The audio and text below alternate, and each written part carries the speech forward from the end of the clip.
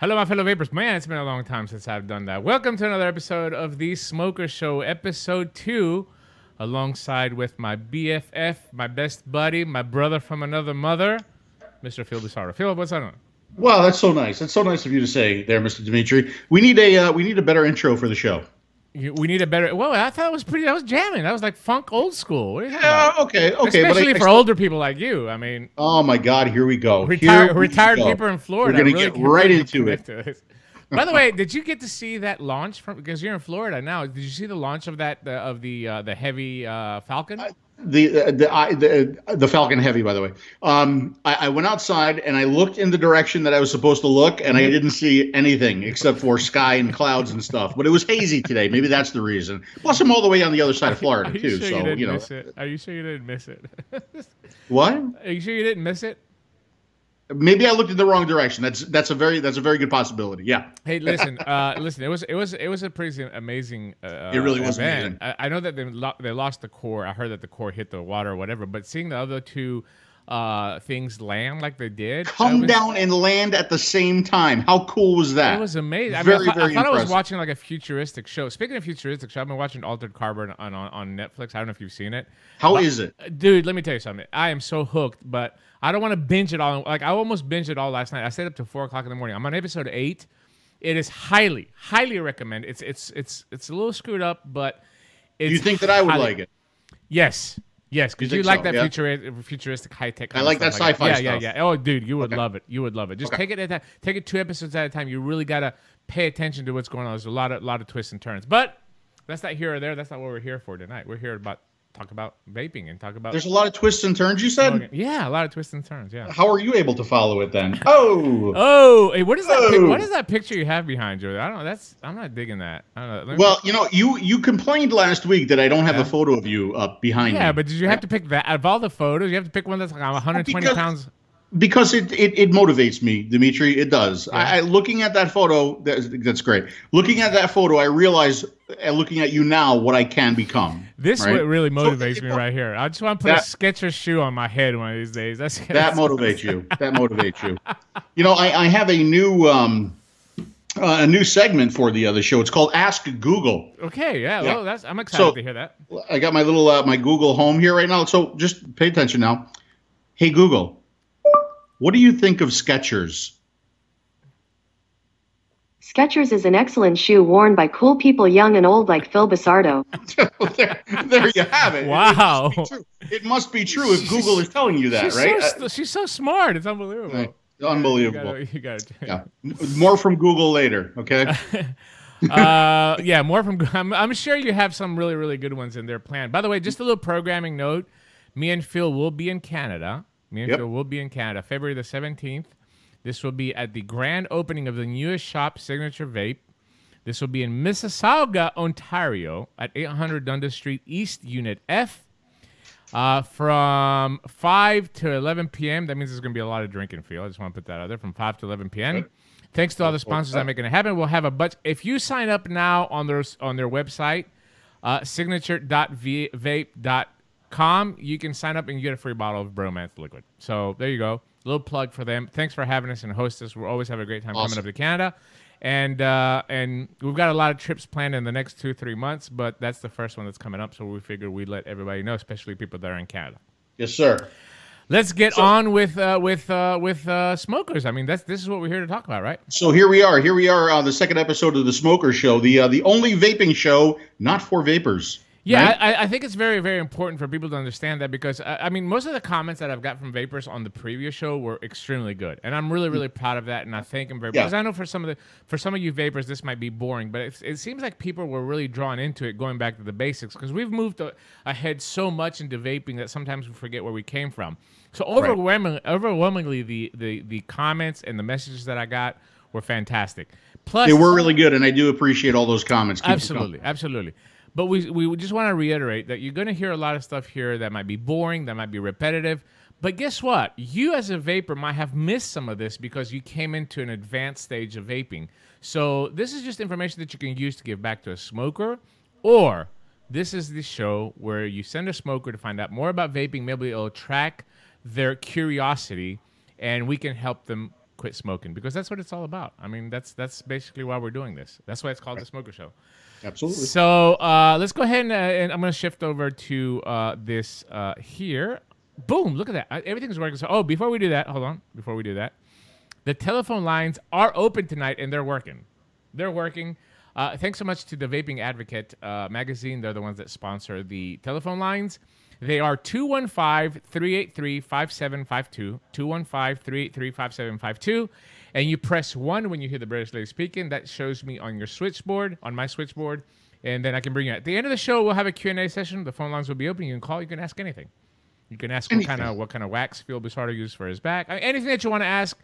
Hopefully it's vape related, so we can get some information for the smokers out there. Or if you're a smoker and you have some questions, please call in. We'd be more than happy to answer them. Or if you're an existing vapor and you have a vaping question, we'd be more than happy to answer that as well too. Okay, 215. It would be most awesome. It would be most awesome to get our first phone call tonight. It really would be. Yeah. 215-383-5752, and I'm also on Twitter at Vaping Greek. I'm monitoring the stream as there too. If you're on the SmokeFreeRadio.com webpage, we are broadcasting on YouTube, and please use that YouTube chat because that's what we're doing. We're gonna upload the audio of this on Smoke Free Radio tomorrow. All right, back to this screen. I got everything out of the way. Back to this screen over here. Obviously, this is the Smoker Show, and what we forgot to do last week, Phil, correct me if I'm wrong, is just give a little intro. Yes. A little intro about us, and I think that's important for the people that are new people, knowing where we came from and how we transition into these products. So I'm going to let you just briefly go first and tell us who you are.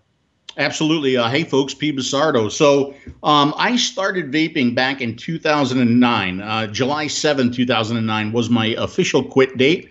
I have a pretty long history of heart-related issues in my family. My father had a heart attack when he was younger, 36 years old. My grandfather had an artificial heart valve. So I kind of knew that I was next. And with Dad always saying, when are you going to quit? When are you going to quit? When are you going to quit? I knew it was time to do something. So I started hearing about these electronic cigarettes. I did some research back in 2009 with the limited amount of research that we had back then. I decided that it was time to give this a shot. I did, and I have been a successful and happy and thank God healthy vapor ever since. So that's my history. Now, I also started doing these little reviews, and they were more like emails to some friends who were also interested in vaping. When I would get a new product in, I would shoot them an email. I say, hey, this is really good. You should try this. Started doing some text reviews on the ECF, the e-cigarette forum. And then I just started doing the video reviews, and it kind of took off from there. It was never my goal or my intention to become this like popular, or I hate the term famous e-cig reviewer. That's not my goal. That was not my intention. It is and always has been just to help people make the transition away from traditional tobacco cigarettes. That's my story, and I'm sticking to it. Every time I see that picture behind you of me, I'll get sick to my stomach. And my story is a little bit different than yours, from the fact that my father was a huge influence for me to quit smoking, and that's because he died very young. He died at the age of 39 in 1973 from tobacco-related illnesses. He had a heart attack and passed away in his sleep. And I was just 2 years old. I was just a baby. And it's funny because in Greece, I grew up in Greece, and smoking is the national pastime. Everybody smokes, right? So at a very young age, 13, 14, even though I knew that cigarettes killed my dad, I picked it up. And then once you picked it up, it became a habit to me, and I smoked passionately for 22, 23 years. Mm-hmm. But I got married, have 2 beautiful daughters, and as I was approaching his age, I'm 46 now, but I was 30, getting close to 38, I was getting close to that 39, that critical stage where my father passed away. I just wanted to quit. So I tried everything possible just so I can be around for my girls, and just both me and my wife smoked. We wanted to break the habit. Nothing was working.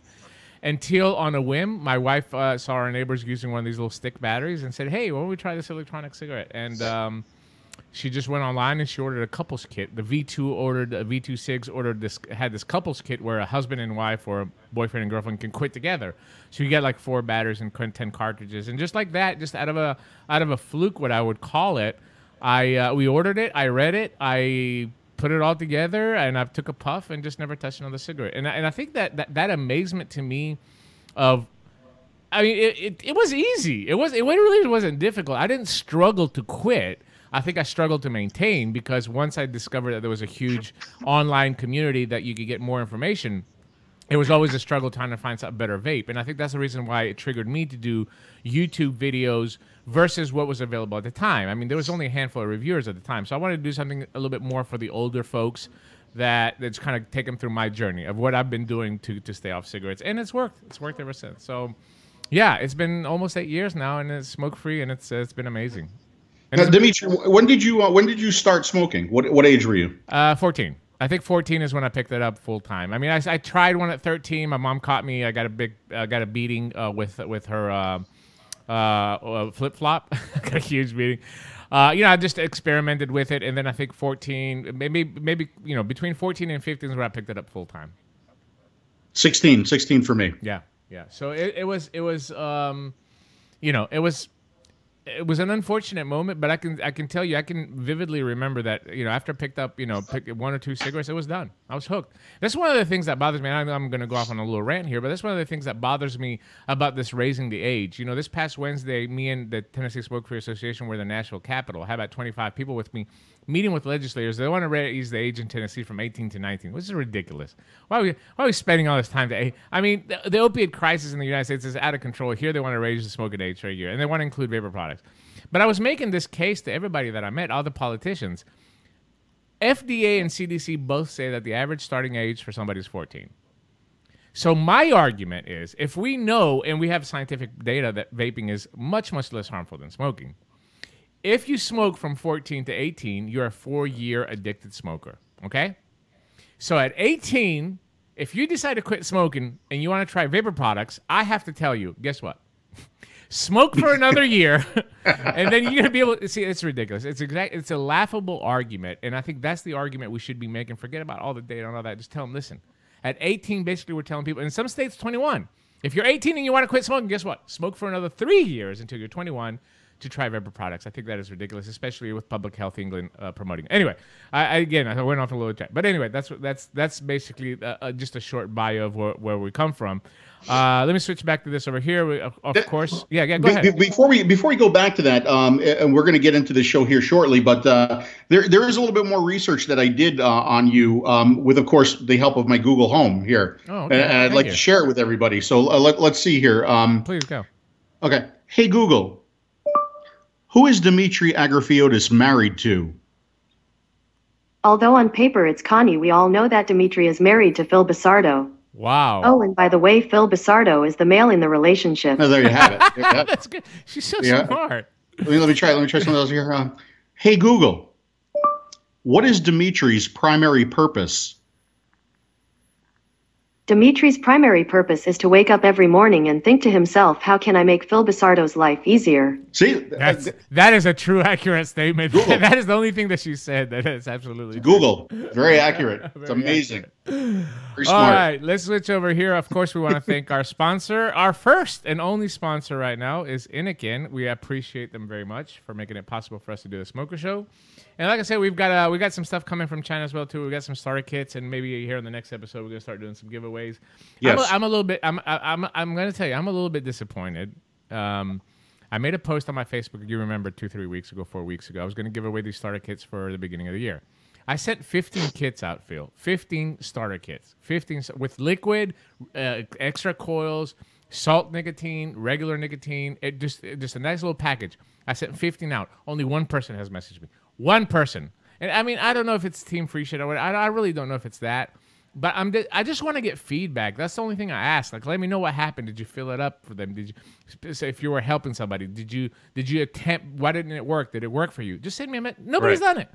And it's disappointing. It really is. You're trying to do something good, and you're seeing that. But anyway, I know the reason why you're looking for feedback. It's to well, what can we do? What can we say? Sure. How can we influence the next barrage of products to make them more usable for people? Absolutely, absolutely. And that's all we want. We just want a little bit of feedback, so we'll know where we're going, and then maybe we can improve what we're doing, trying to help more people quit smoking, especially in 2018. It's very, very important. Anyway.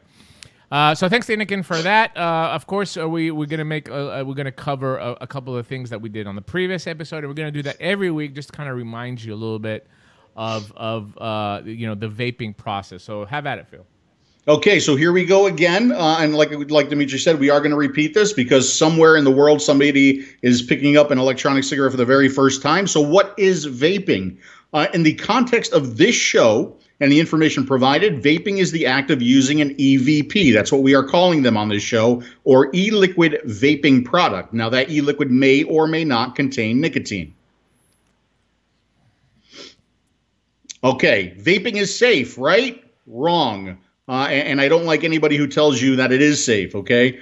Although most studies conclude that vaping is far safer than smoking, like a new study that just came out today, we strongly recommend that if you do neither, continue to do neither. It is not the purpose of this show to bring new vapors or young vapors into the scene. It is the purpose of the show to target folks who have been smoking and want to find a healthier alternative. So, I got a couple bullets here. Smoking equals bad.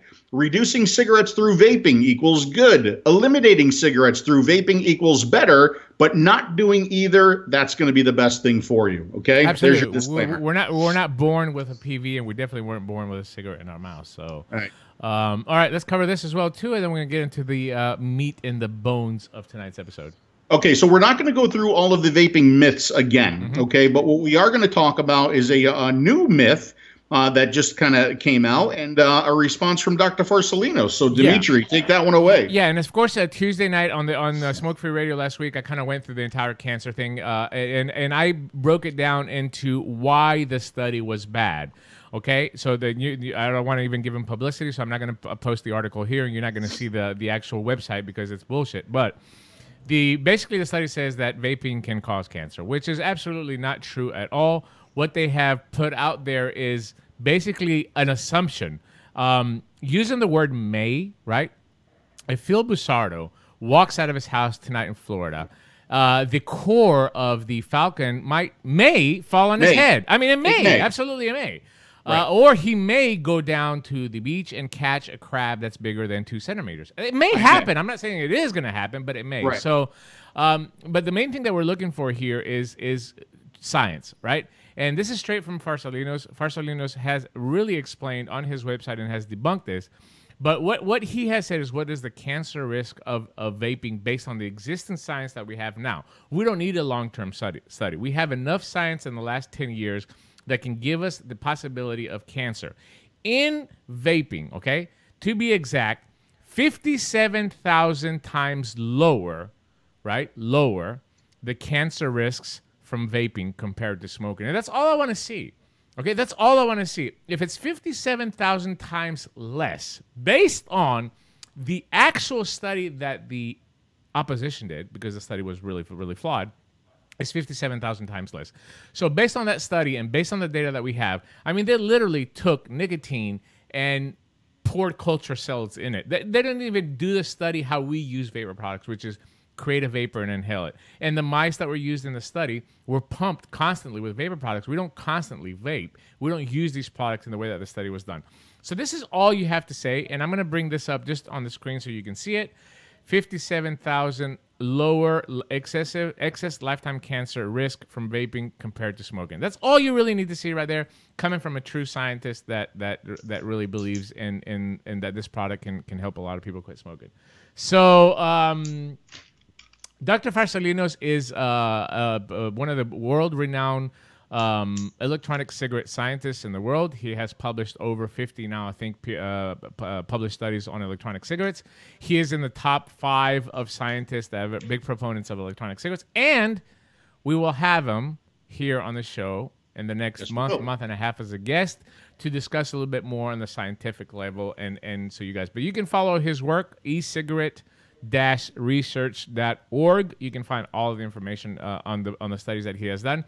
And he has also co-authored with various Dr. Pelosa, Zach Lacuzet from FANS, various other scientists. They have co-authored many studies on electronic cigarettes and the less harmful aspect, the tobacco harm reduction aspect of what we're talking about in electronic cigarettes. So basically the story was another scare story. Yes, and it's all boils down to the dosage, not the poison, right? I mean, we know that formaldehyde exists in electronic cigarettes. Absolutely, we've shown that in our own testing. But what is the level, right? The level is so low, it actually compares to your regular breath, which emits formaldehyde at the same time. So it's not the actual poison. Yeah, will there be formaldehyde? Absolutely. Well, there might be carcinogens. Yeah, absolutely. Guess what? Coffee has carcinogens as well too, but the levels are so low that the possibility of you getting cancer, you might die from a stimulant in your veins from coffee. You might die from hot coffee burning on your lap or in your brain, but you're not going to die from the carcinogens that are in coffee. And it's the same thing, I think, in vaping as well too.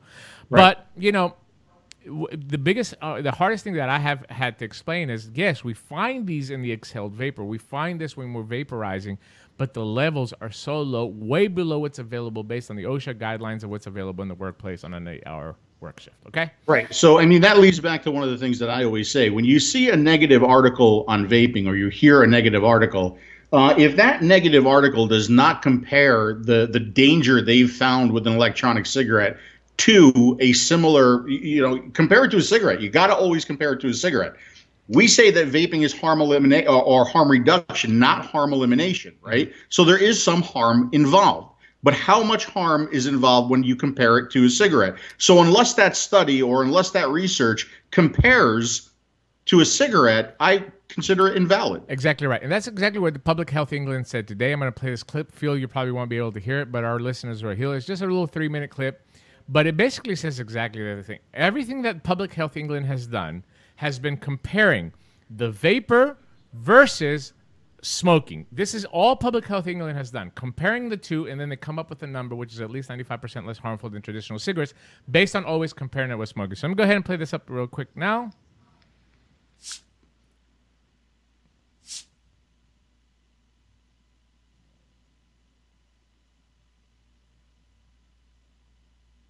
The review covers a wide range of topics.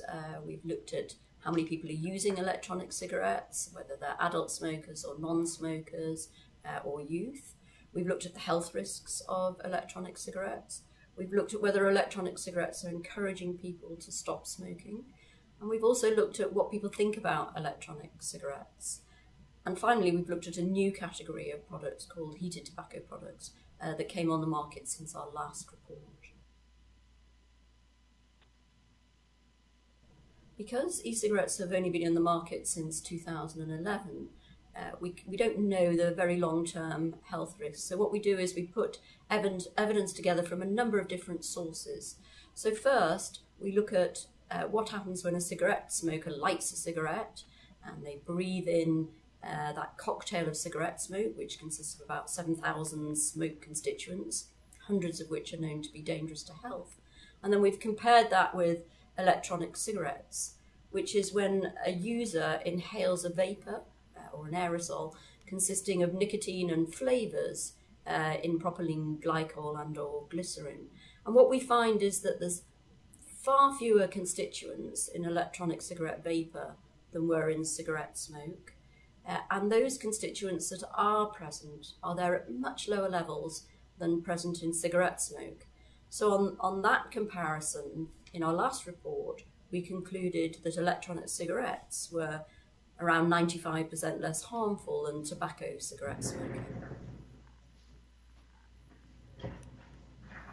Most smokers smoke because of the nicotine in cigarette smoke, but it's not the nicotine that kills, it's the other thousands of smoke constituents that come along when one smokes a cigarette. Nicotine is present in electronic cigarettes, but it doesn't come along with all the other smoke constituents. So it's a safer form of nicotine delivery to the user.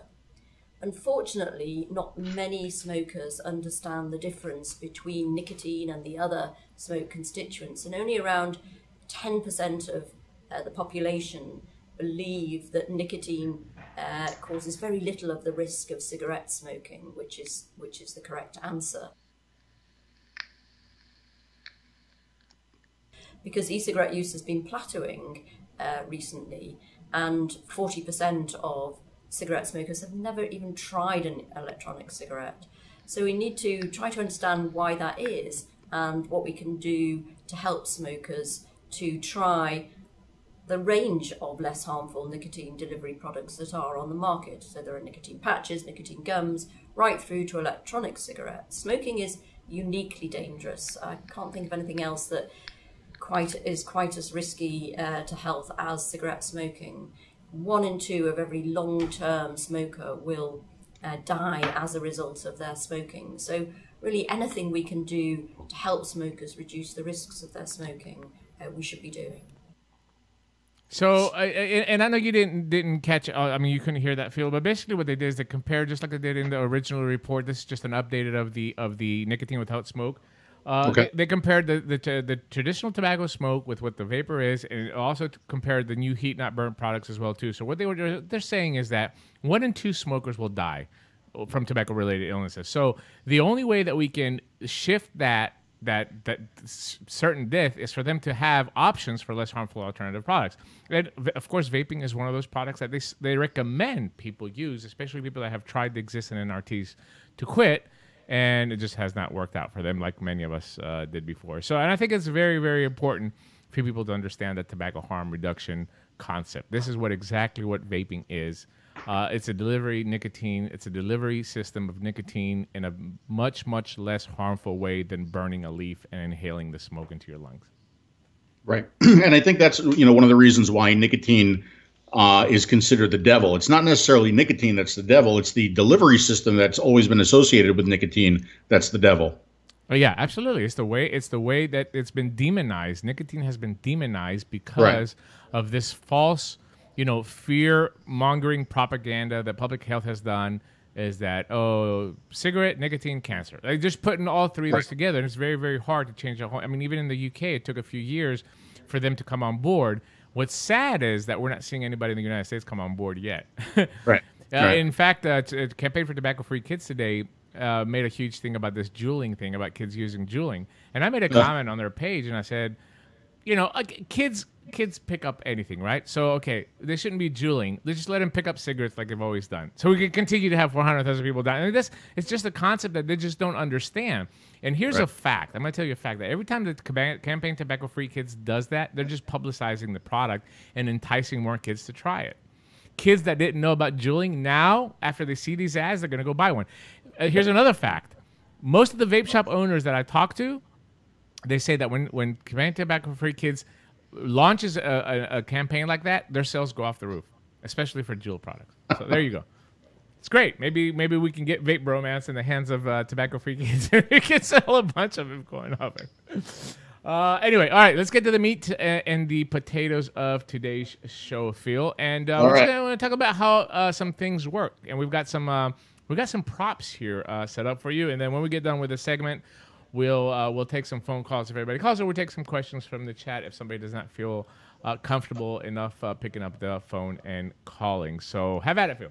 Absolutely. So how does it all work? And most of them work very, very similar, right? So they all have some kind of a power source, and that power source is the component that provides power to the heating element, which boils the e-liquid, creating the vapor. And we have some of these power sources to show you. Dimitri, do you have some in front of you there? Because I got some here. I sure do. I'll let you go first and see what you got. Then I'll just kind of fill in with some of the stuff. But basically, we're talking about the actual battery, the power that makes an electronic cigarette work, right? Right. So what I have right here is an Innokin Chroma. This is just like one of the very many products that are out there. Now, if I take the tank off, all this is a power source. And there's different kinds of power sources. So this particular power source has an internal battery, okay, which means the battery is charged via the charge port on the device. The battery is not removable. You can't change the battery on this one. So this is a power source with an internal battery. It's adjustable. It has a few more features, but we could go to something very, very simple, like we'll say this Joytech or this eLeaf Basal, okay? Again, if I take this off, all it is a power source. Again, this one is going to have an internal battery. It's adjustable. So these things, they come in all different shapes, all different sizes, all different styles. Now I'll show you a couple larger ones. This is a Vaporesso switcher.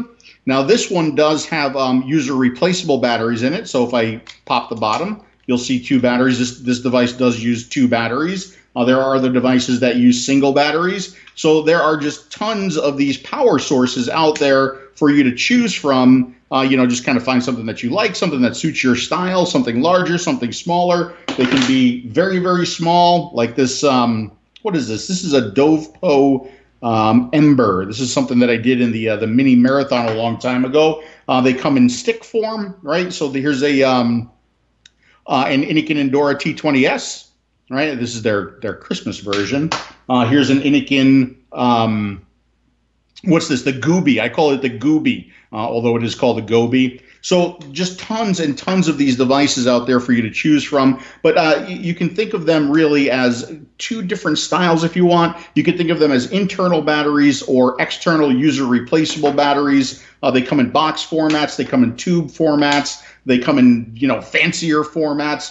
Just a lot of different things and choices for you to pick from out there. So it's basically what powers the actual device that we're using, right? And a couple more that I have here just to show you, and even something like I hit the wrong button. Even something like one of these pod systems now. This is the Bow. This is basically an all-in-one. It has the power battery built in here. Obviously, the battery here will be a very smaller battery, so the device will not, you won't be able to use it as one of these bigger devices. That's why devices got bigger and offered more battery options so it can last longer. But this has the battery built in. The Surin Air has the same thing. It has the battery inside the compartment as well, and the vaporizing chamber is here. So all it is just a power source. And here's one that I knew you're not going to have. They're available for you, but this is another one. This is from Innikin. It's just a power cell that has these removable cells, just to be a little bit more safer than just having a removable battery. And you just attach it to the head, the control device that actually does the work, and then you have one combined power source for an electronic cigarette as well too. And here's another battery. This is a 21700. This is one of the new ones that is out there that is being used a lot lately in devices. Just trying to provide more milliamps per hour so people can use these devices longer and have a more satisfaction experience with it. All right, let's go back to my cam here for a second, Dimi. Absolutely. There you go. Close up. Dimitri has control over. I sure do. I sure do. My hands look very hairy on this close-up. And huge. Your hands look huge and hairy. Huge and hairy. It's good. So Dimitri showed a battery there. Here's another battery. This is called an 18650. I would say that this is one of the most standard user replaceable batteries in the e-cig industry right now. Here's a larger battery. This is a 26650. Okay. And that number, by the way, the number represents the dimensions of the battery. The batteries are also going to have milliamp hour ratings. You can see that right there. You could think of that as the capacity of the battery. And we talked about these devices, right? But we didn't talk about how we connect an atomizer to the device. That connection right there is called a 510 connection. Again, I would say this is one of the most standard connections in the electronic cigarette industry. So most of your tanks are going to have a 510 connection. Most of your devices are going to have a 510 connection. The device is going to have the female connection. The atomizer is going to have the male connection. And they simply just screw together just like that. Okay, which leads to some confusion because you can take a tank that doesn't require a whole lot of power and screw it onto something that has a whole lot of power, right? So you kind of have to know a little bit about what you're doing, know what your tank is capable of, know what your coil is capable of, know what your batteries are capable of, and these are some of the things that we're going to try to answer in this show. Yeah, absolutely. And one of the things that's very, very important when we're talking about battery safety is do your research. We highly recommend Mooch. His channel will be posted in the chat. We'll have it in the description as well, too. He has a YouTube channel. And also, Phil, on Taste Your Juice, you make posts about certain batteries as well, too. But what I liked about... go ahead. Mooch is a... we can come off the close-up now, I think. Mooch is a contributor. I just wanted to keep on looking at your hands. Oh, okay. There you go. Mooch is a contributor to TasteYourJuice.com. I would consider him the foremost battery expert in the vaping community right now. Mm-hmm. He's definitely available to answer questions, and we are hoping to have him. See, he doesn't know this yet, but we are hoping to have him on the show shortly. Yeah, absolutely. We hope to have him on as a guest, and also keep in mind that battery safety is probably the number one thing that you should learn when you decide to dive into some of these more extensive devices. I always suggest for somebody that's new to have an internal device, an internal battery device. They're just so much easier to charge. They have more safety, features built into it. You don't have to worry about taking the batteries out and charging them separately, or pairing batteries and stuff like that you're going to get into when you get into an advanced device. So whether you start with a pod system that has an internal battery, you just charge the entire device, which is much, much safer, and moving your way across the scope and the variety and the huge variety that is out there when it comes to a power source, because we're talking about the power sources. It all depends, of course, on how much you need to vape, right? There's people out there that are light smokers that might just need to pick up a pod system and just take a couple puffs through the day, and that's going to satisfy them and get enough nicotine in their body. There's people that smoke 2-3 packs of cigarettes a day that these little pods are not going to be able to get them through. They're going to need something more powerful. That's why this variety of options is really helpful when we're trying to match up the right device with the right person to make sure that they're satisfied. So yeah, the power source, basically, it's what powers that little heating element that vaporizes everything. And it's something that we take very, very seriously. I think that everybody that does YouTube reviews or when we're talking about these products in the public, we always stress battery safety, because some of these stories that you see out there, which is something that I want you, Phil, to expand on, is e-cig exploded, right? But generally, 99% of the times, that's not the case. Yeah. So 99% of the time when you hear these stories, the stories don't dig deep enough, number one. Number two, they're fear-mongering stories. Number three, they don't give you the information that you need to not make the same mistake that the person who is the center of the story made, which really kind of frustrates me. One of the most important things that you could do is never keep loose batteries loose, right?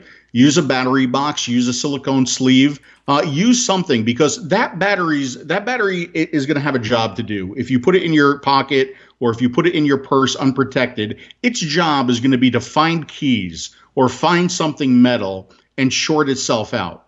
There's a lot of power in this battery, guys.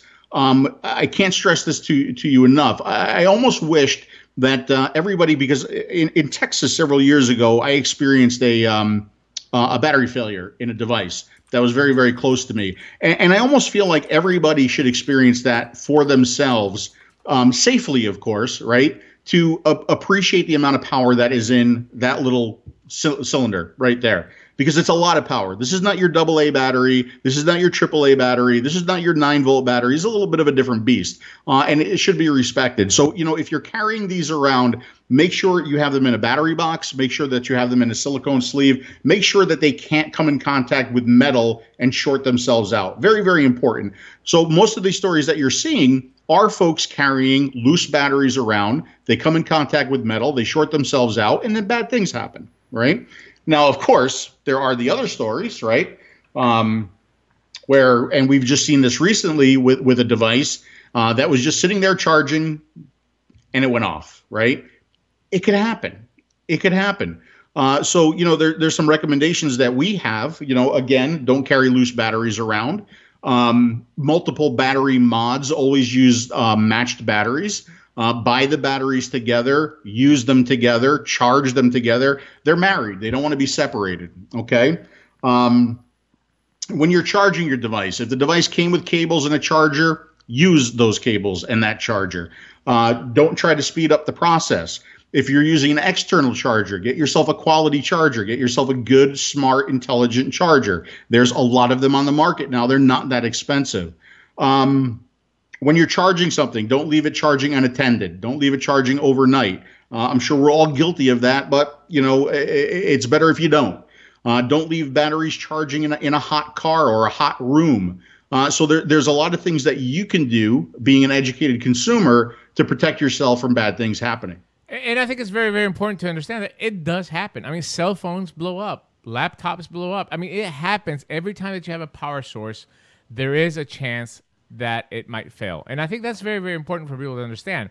Don't single out one or two, episodes that happen, because it does happen with any other battery that's out there on the market. It's not specific to electronic cigarettes. I think the headlines that you see are just basically clickbait. They want people to click on them, and they want people to, say, oh my God, these e-cigs are killing people, but this is not the case. It really is not the case. It never has been the case. It's just a power source that could potentially fail at any given time. And once again, even like with the studies that say formaldehyde or negative something about vaping, let's compare these batteries to smoking too. How many batteries are failing or electronic cigarette devices are failing compared to the number of, we'll say, fires created by cigarettes, right? The fires aren't sensationalized anymore, but the battery explosions certainly are. And I wouldn't be surprised if there's a lot more fires being caused by cigarettes than, exploding electronic cigarettes. Absolutely. I think if you look that up at the CDC, I think you're definitely going to find that the stats are staggering, but nobody talks about it because it's become just a norm. I mean, you don't see people reporting fires anymore unless, there's a lot of deaths and stuff like that. It's just become the norm where electronic cigarettes are new. Always people are looking for something to catch on that's new. It's a technology product, and there's so much. It's a controversial product, especially in the United States. So obviously, something like that happens, it'll be sensationalized. That's exactly what news is doing right there. All right, let's move on to the next number 2 on how does it work, and this is a very, very important one as well too. Okay, hold on. Let me maximize my screen here. So the heating element. This component accepts power from the power source and heats the e-liquid to the boiling point, creating the vapor. Okay. So what could that heating element be? That heating element can be something in a tank or something in a dripper or something in an atomizer, if you want to use the general term, right? So what is that thing generally? That thing is generally a coil. All right. Now, not yet, Demi. We're getting there. Sorry. We're getting there. It's okay. It's okay. It's okay. No, you go on me. Okay. We have to. Where do you want me to go? Tell me. It's okay. Go to us side by side. I gotta have a director here. Just go to Cam 2. Go ahead. So coils, right? We hear about coils a lot, but what is a coil, right? Because I think the term is used interchangeably, and I think it leads to some confusion, especially for a transitioning smoker or for a new vapor, right? Because a coil can be a replaceable coil. A coil can be a pre-built coil. A coil can be something that you build yourself, but we tend to call them all coils, right? I like to use the term coil head, and we're gonna show you examples of these coil heads. And coil heads are going to be used in your replaceable coil tanks, which means that when the coil is bad, you unscrew it or you pull it out somehow, you replace it with a new coil. You prime it first. We're going to talk about priming. And then you go off vaping again. Yeah. Now, when it comes to the world of rebuildables, okay, there's going to be 2 kinds. There's going to be the kind of coil that you coil yourself. You actually make the coil out of some kind of wire, okay? Or there's going to be pre-built coils that are already coiled for you, and you just put them in your rebuildable tank. All right, so now I guess we can go to the close-up. You got some stuff there too, Demi? I sure do. I'm going to start first with you, obviously. A close-up feel, that would be this one right here. And okay. I'll just let you go out, and I've got a couple of the stuff that I don't have, but I totally agree with you on the coil head. I think a lot of people have forgotten to use the correct terminology, like we have forgetting the VGPG, which we're going to talk about afterwards. But the correct terminology is very, very important so people don't get confused. When you say coil, it's just a variety of things. A coil head is a replaceable coil head. Go ahead. Right. I mean, this was all simple years ago, but it's not so simple anymore, right? So this is a coil. Well, it's not really coil. It's just wire. It's just wire. And there's a lot of different materials that this wire comes in. There's different gauges. There's different styles. But it's not really a coil yet. It's just this loose wire. So how do I turn it into a coil? Well, I get a coiling tool like this, or I use Dimitri's coiling tool, or I just wrap it around some kind of a post, right? So it's not a coil yet, but it will become a coil right before your very eyes. And what this is this is a custom-built coil, okay, that I just made, and I'm going to stretch it so that it's spaced, and boom, I have a coil. And that coil can now be installed in an atomizer. I don't know how well that is showing up on camera. Not bad. Pretty good, right? So there's a coil. That's a pretty good wrap right there too on the fly. Not bad, huh? See? Okay. So that's a coil. So that's a coil that I created myself. Now these are what you would call pre-built coils. This is from Geek Vape, I think. And there's a whole bunch of different kinds of coils in here. There are different styles of coils. So like we have Clapton, we have, what do you call it, fused core Clapton, we have alien. So what does that mean? What does all that mean? These are kind of more exotic coils. You can see this. This isn't single strand, okay? It's not single strand, single core wire like you just saw me create a coil from, right? So depending on how the coil is twisted or wrapped or weaved together, you get these different style coils. And, you know, some of them are more popular with people. I tend to not use the fancier exotic coils. For me, single strand coils are more than enough. But there are definitely folks out there who not only use these pre-built coils, you know, different styles, but there's also people who actually wrap this stuff and make their own coils. And, you know, this is one of the really cool things about vaping is it's the hobby side of it, right? It's because I've seen some of the coils that some folks create, and it's art. It really is art. It really is. I mean, these people could be making money creating jewelry, let alone you know, coils for their atomizers. But that's what these are, and you could buy these in all different styles, all different resistances, all different thicknesses of wires, right? So those are pre-built coils. And then we go to the coil heads, okay? So these are two examples of coil heads. And basically the coil is created for you. Now, if I create my own coil, like I just did in the video, and I actually can't find it right now, or if I use one of these pre-built coils and I put them in a rebuildable atomizer, I still have to wick them myself, okay? I still have to put the cotton or the wicking material in them. We're going to talk more about that in just a little bit. Here's the one I just built over here, right? But these coil heads, they already have the wicking material in them. All right, so if we look in, here's two different kinds of coil heads. This is a very simple coil head with a very simple single coil on the inside of it. You can see the wicking materials packed around that coil. You can see how the e-liquid gets to the wicking material through these little holes right here. And then we go to something that's a little bit more complex, like this one right here. This is actually going to have 4 coils built into it. Each one of those coils is wrapped with the wicking material, and then you have the ports on the side that the e-liquid gets through and gets to the wicking material, and then therefore the coil. Yeah, and while you're on that, let me just switch to my camera real quick, and then I'll switch back to yours, which is, nope, I got the wrong one again. Here we go. And I just have a little bit more of a variety here for people to show. This is the Nautilus BBC. It's one of the most popular coils for people that are starting off. Again, very, very simple, with just one of those little single wires inside and just the wicking material. And then you can see here, this is another single coil, but you can see that the hole in the middle, the wrap is more tight. That would give you a more mouth-to-lung sensation. And then we have one of these out here that has a really big hole on it. That's just more for direct lung and more for an airy draw. And here's an odd coil. This is for the Penguin. It's exactly the same concept. There's a wire and there's some wicking material inside. It's just a different way that it positions inside the device. So all of these, this is one that actually gets air from the top. This is from an Aspire Breeze. So all of these do exactly the same thing. They're just a platform for the liquid to go to and collect, and then use the little wire that's inside to vaporize the liquid, what we inhale into our lungs to mimic that we're having a cigarette. All right, I'm going to switch back to you, Phil. No, that was good. I think Thank you very much. You're very welcome.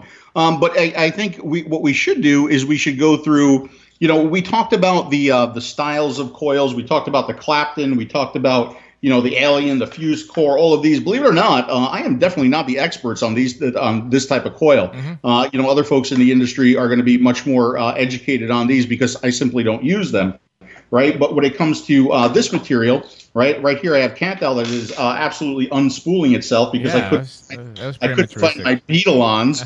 But even this material, right? It's going to come in different kinds of metals. It's going to come in different thicknesses. So, you know, when you're looking at a wire to use, you know, what are the more common ones, all right?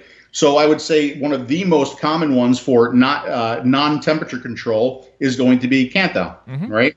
And that's what this is right here. And you can see that it does say 26 gauge on it, right? So what is the gauge of the wire? The gauge of the wire is the thickness of the wire. So as we go higher in the number, so like a 26 to a 28, we actually go to a thinner wire. Mm-hmm. As we go to a smaller number, we go to a thicker wire.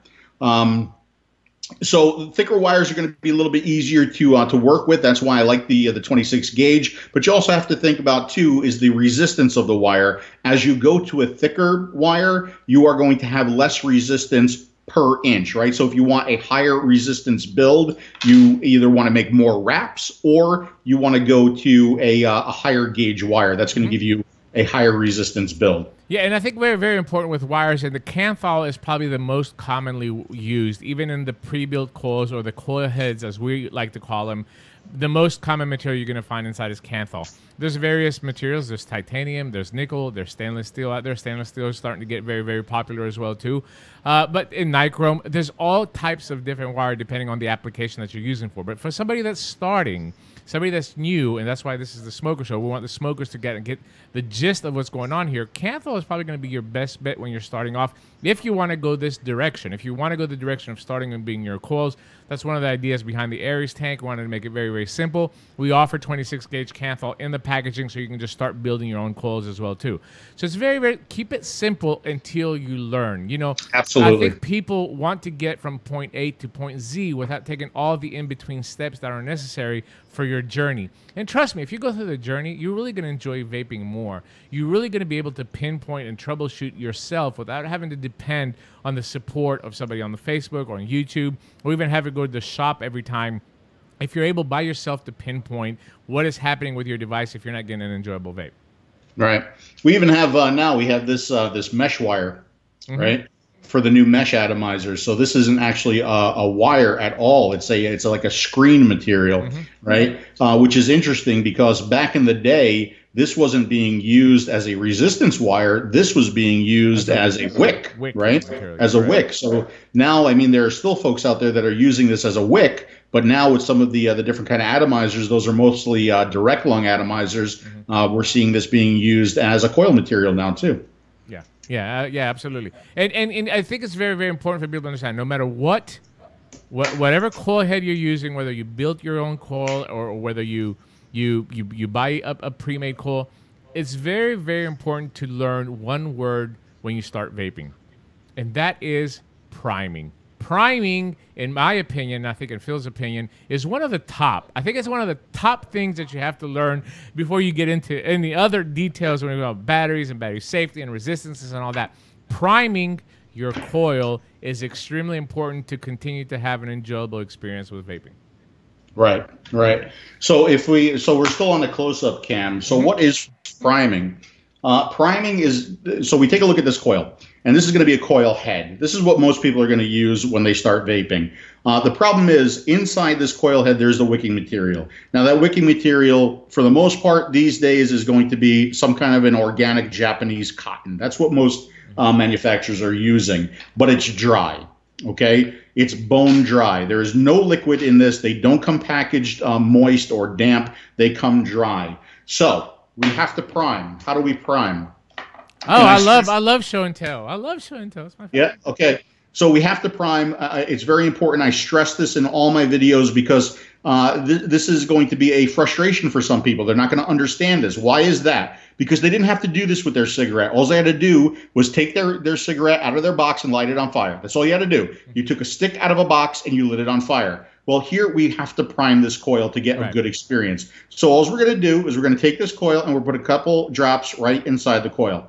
So I put like three to four drops usually. Now you can also, you remember how I said that there are these little ports on the side of that coil, right? You could even put a few drops of liquid or just kind of or just kind of wet those ports as well. That's much less important than priming the center of the coil, because as soon as this coil is installed in a tank, and as soon as you put liquid in that tank, those ports are going to instantly see liquid. So good rule of thumb is to prime that coil before you use it.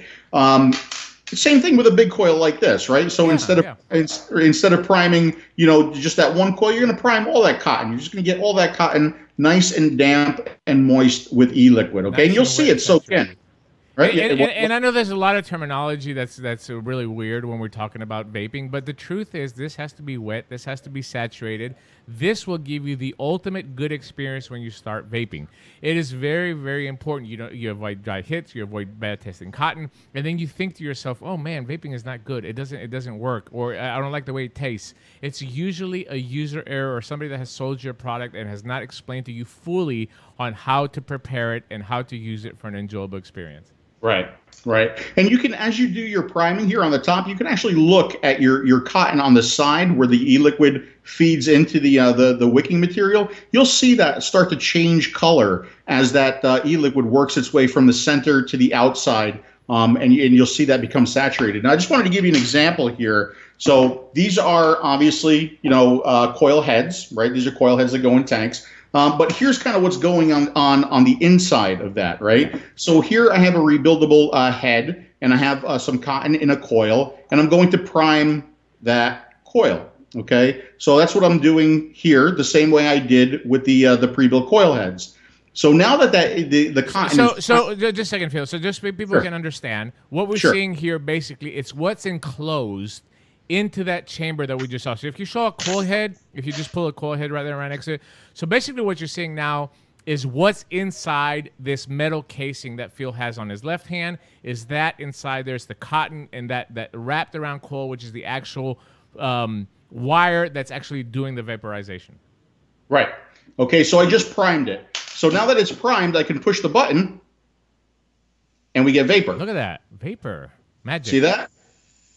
Okay. So the cotton, although it's starting to get dry because it's not feeding, it's not in a tank, it's not destroying itself. It's not burning up, right? So that's where the importance of priming this is. Now, if I take this off, let me give you another example here.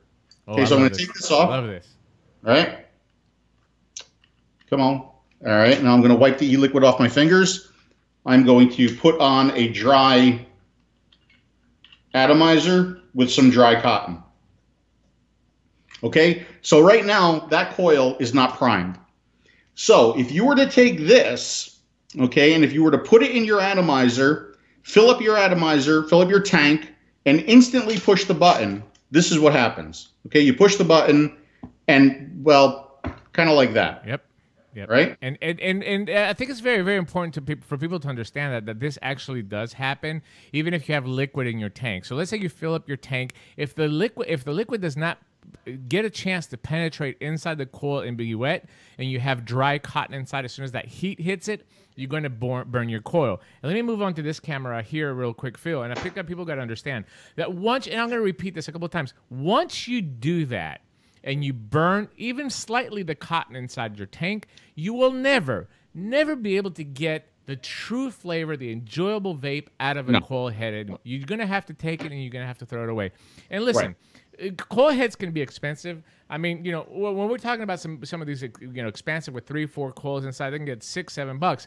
Some of the coil heads just a couple bucks. It doesn't make any difference. It's still money that you just throw away. It's just like buying a pack of cigarettes and throwing away half of it away, okay? So it can get expensive, so it's very, very important, not only from a financial aspect, but also from the fact that I have had multiple new vapors tell me, oh, I tried vaping and it burned my mouth. I got a burnt taste. I didn't like it. It's not like smoking. And 99% of the time, it's because that coil was not primed. It's unfortunate if people buy stuff off the internet or they go to shops that don't really gonna take them through the process. Or sometimes they feel embarrassed to ask that question as well too, or they feel that they have enough information when they walk out of the store. Once this happens to your coil, Phil, it is shot. You have to right. So what happens is, people in general are impatient, right? Yeah. They're impatient. Plus, again, they're used to working with their cigarettes. There's no priming, there's no setup, there's no nothing like that. Yeah. So you got to be a little bit patient, and sometimes it pays to read the manual. Not always with Chinese manuals, because that could get you more confused than not reading the manual, right? But sometimes it's important to read the manual. Because most manuals these days are going to tell you to prime. They're either going to tell you to prime the coil, or they're going to tell you to put the coil in the tank, put the e-liquid in the tank, and let it sit for 5 minutes. Okay, so those are two ways. See, I don't like the letting it sit for 5 minutes. I don't have 5 minutes to waste, right? So that's why I like to prime my coils. Another thing that you could do is once you put your coil in and you have your e-liquid in, is dry puffs, unpowered dry puffs. So don't push the button. Okay, just do this. Okay, so what that does is it begins to pull. I think I got e-liquid in my mouth. It begins to pull e-liquid up into the coil. Just the action of you sucking on the atomizer, right? That's going to create a vacuum, and it's going to pull e-liquid into the coil and prime the coil. But if we do this, I know, I'm sorry. But if we do this, right, we're really not sure it's primed until you push the button, and at that point, it could be too late. Yeah. If you put it in and you let it wait 5 minutes, you're really not sure it's primed until you push the button, and then it's too late. And like Dimitri said, once you push that button and that cotton burns, that coil is shot. It's shot. Yeah. You can't get it back. It's never going to taste the way it's supposed to taste. Think of it this way. How many times as smokers have you accidentally lit the wrong end of the cigarette? Okay? It's kind of like that, because that cigarette at that point is shot. It's never going to taste the way it's supposed to taste. Very, very similar here, okay? So extremely important to prime the coils. Yeah, it really is. And I want to show one more coil here, if I'm going to switch to my camera here really quick, one that we didn't get to show earlier. But I think it's very, very important for people to understand as well, too. And the concept here is the same. If I can get this packaging open. You got to switch cameras, too. I will. Well, I didn't want people to see me struggling trying to open up this packaging. It's ridiculous. It seems like it's packaged in there really, really heavy. Okay, I got it. All right, I'm going to switch down to my... Here we go. My, which camera is that? Yeah, that's it. So this is another example of a coil. This actually is a pod system. This is from the Surin drops. But if you look closely inside there, you'll see right there where it says Surin, inside there's a coil. There's actually a coil inside there that has a little bit of a cotton, a little bit of wicking material, right? And exactly the same. You actually can see the cotton in that shot there. It's actually exactly the same process. You open up the pod and fill it from the bottom. You let that liquid go inside. You have to pull on a few dry puffs over here to make sure that that liquid leaves the chamber where it's holding inside here and goes and it touches that cotton and it saturates it before you use it. If you don't do that and you burn that cotton, this entire pod is done. And I don't know, I think these cost like $6-7 for these pods, maybe less, maybe more. It doesn't make any difference. But there you go. You just wasted a pod. But ultimately, I think people don't put enough seriousness in this. Ultimately, it could turn a smoker off, right? And that is what we're trying to prevent. We're trying to prevent from people investing money into vaping, and then they get a bad experience, and they say, well, screw it. I'm not going to try. It just does not work for me. I don't like the way it tastes, and it's too fiddly. All this stuff here can be avoided simply by taking just a few steps of precaution. But that's just another coil that is out there as well, too. Yeah, I'm actually glad, Dimitri, that you brought up the pod, because a lot of people are going to say, well, what Phil just showed us isn't going to work with a pod because we can't drip e-liquid directly onto the coil or the wicking material with a pod. So with a pod, it's going to be a little bit different, right? With a pod, it's going to be important to fill that pod and either let it sit, and you could actually see that coil or the wicking material start to get wet with e-liquid, or again, the dry puffs. The dry puffs are going to speed up the process with a pod system, okay? Yeah. Same idea, you just don't have access to that coil and that wicking material. Yeah, and the most important question I think that we haven't covered, I think we've covered a lot of the basic stuff when it comes to coils, but the most important question that we have not covered is, well, Phil, yes, how long did these coils last? You know, I mean, I have seen people that have been vaping on the same device for a month, and then they say, well, it's not vaping good. Something's wrong with it, and they have not changed their coil in a month. So just in layman's terms, how can we explain to somebody how long does a coil last? I mean, it's an experience that they have to learn. It really is. It really is. It's an experience. There's a lot of factors that come into play as far as when you change your coil. Some coils last longer than others. Some e-liquids are going to age and crust your coil faster than others. Liquids with maybe higher VG, maybe higher sweetener content, right? They're going to gunk up your coil sooner. As a rule of thumb, I generally tell people change your coil once a week. Now, that could be a lot more, that could be a lot less. But if you're vaping, and there's two things that you're going to watch out for. Number one, the tightness of your draw. If your draw is getting tighter, that tends to be caused by gunk and buildup on the coil. And of course, flavor. You're going to be able to tell flavor, and things just aren't going to start tasting right after a while. And then you change your coil, you prime your coil, you change it, and all of a sudden all that wonderful flavor comes back for you, right? So I think as a rule, I think a good rule of thumb is once per week, right? But of course, that is going to vary depending on your vaping styles, your vaping habits, the power levels, your e-liquid. So if it's not once per week, if there's something else going to go on, there's something else that's going to go on to key you in, to let you know that it is time to change your coil. And I don't think, look, coils are not cheap, but they're not expensive either. Okay. And, you know, I feel better vaping a clean coil than a dirty, crusty coil. A good example of how not to do things is my mom. I'll go home on vacation or a holiday, and I'll take her PV and I'll take a vape. I'm like, oh my God. I mean, like, you can't tell. Somebody like that needs a reminder once per week. Change the damn coil. Change the damn coil, right? But so I think that's a good rule of thumb. But there's a lot of factors that play into it. But for me, I would rather be vaping on either clean cotton or clean coil, right? I agree. I think one of the things that the variables that we're talking about, especially with liquid today that has a lot of sweeteners and stuff like it, depends on the type of liquid that you use, 110%. But also how much you use it. You know, there's just so many variables. It's something you have to learn. It's something that you're going to have to tell by taste. Once you get everything set up and it's working correctly and you're vaping and you're really enjoying it, once that enjoyment starts to diminish, that means it's time for you to change the coil. And I vape a eucalyptus based liquid that kills my coils. And in a rebuildable, I have to change the cotton within 2 days. But I know that from experience.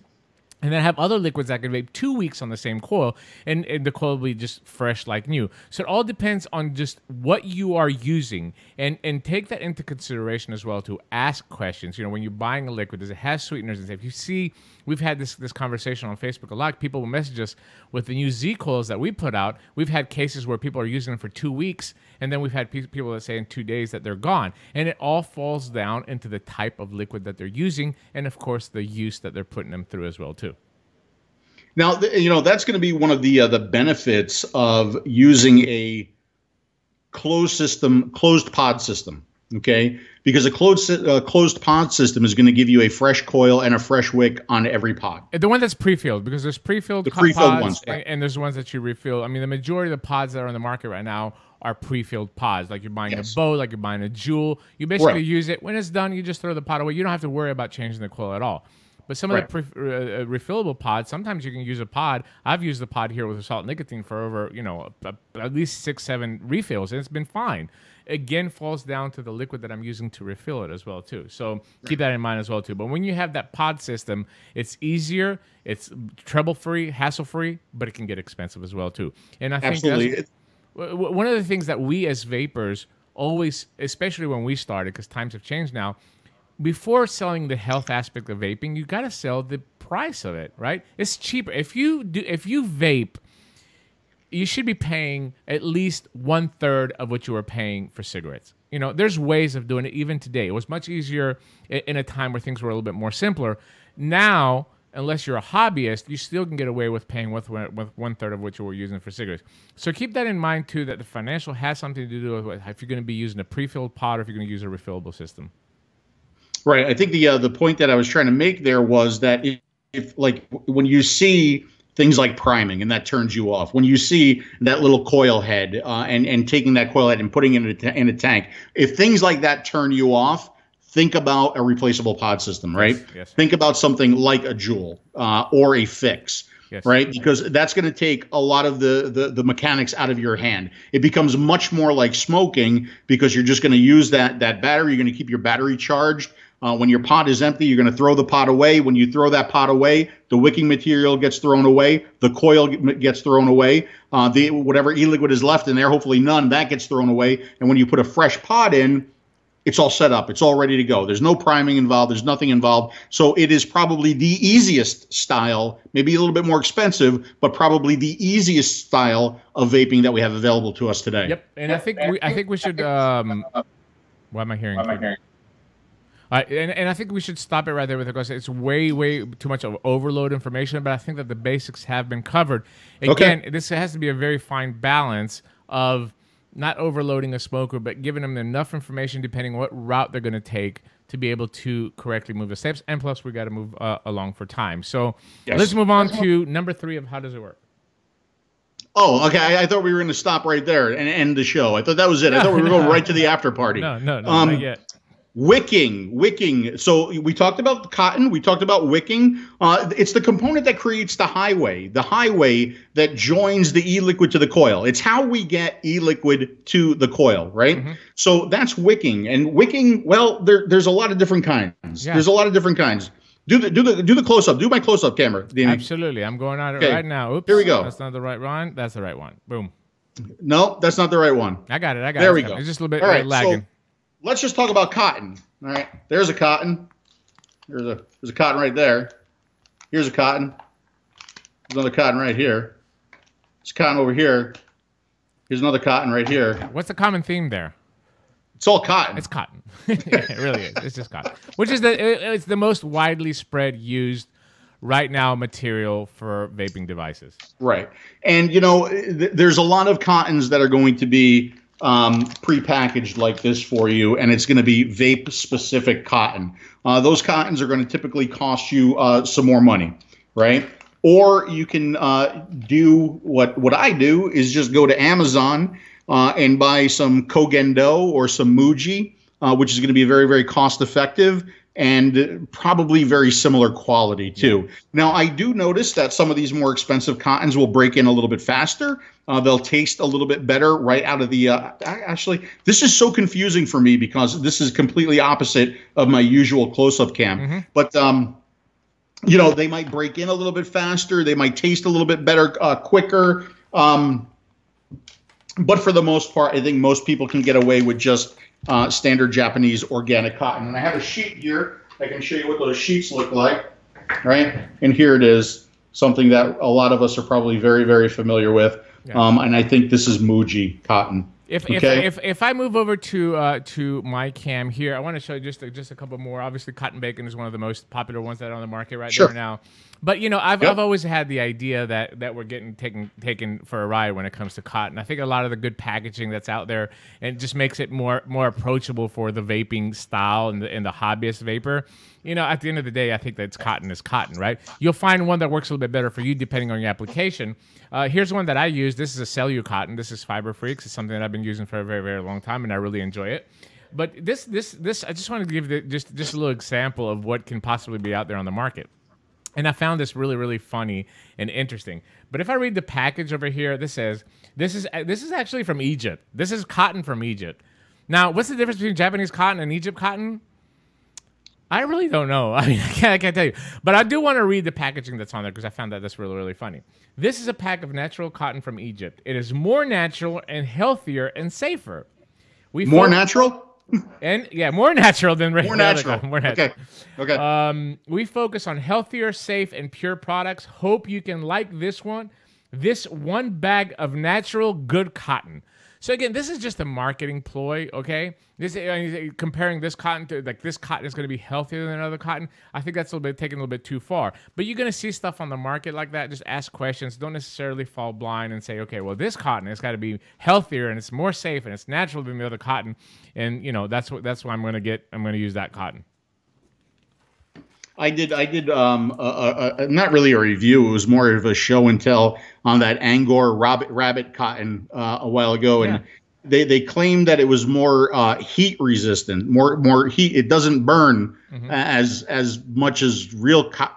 I don't know if it was chemically treated. I don't know. There was a whole big uproar about that cotton and false claims that they made. I swear I will never review another piece of cotton. I know. Before that, though, I was using natural organic cotton balls, the kind that you just buy at like CVS or Rite Aid or a grocery store. And people started using this natural Japanese organic cotton. And I did an experiment trying to see if one was better than the other from a wicking perspective. And it turned out, based on that experiment that I shared with everybody, that there was a big difference. There was a big difference in its wicking capabilities. Maybe not its flavor. Maybe there's like little differences there. But wicking was big. And I think one of the main reasons is that these cotton sheets that you buy, okay, see, if you notice here, I can kind of stretch it like that and it gives.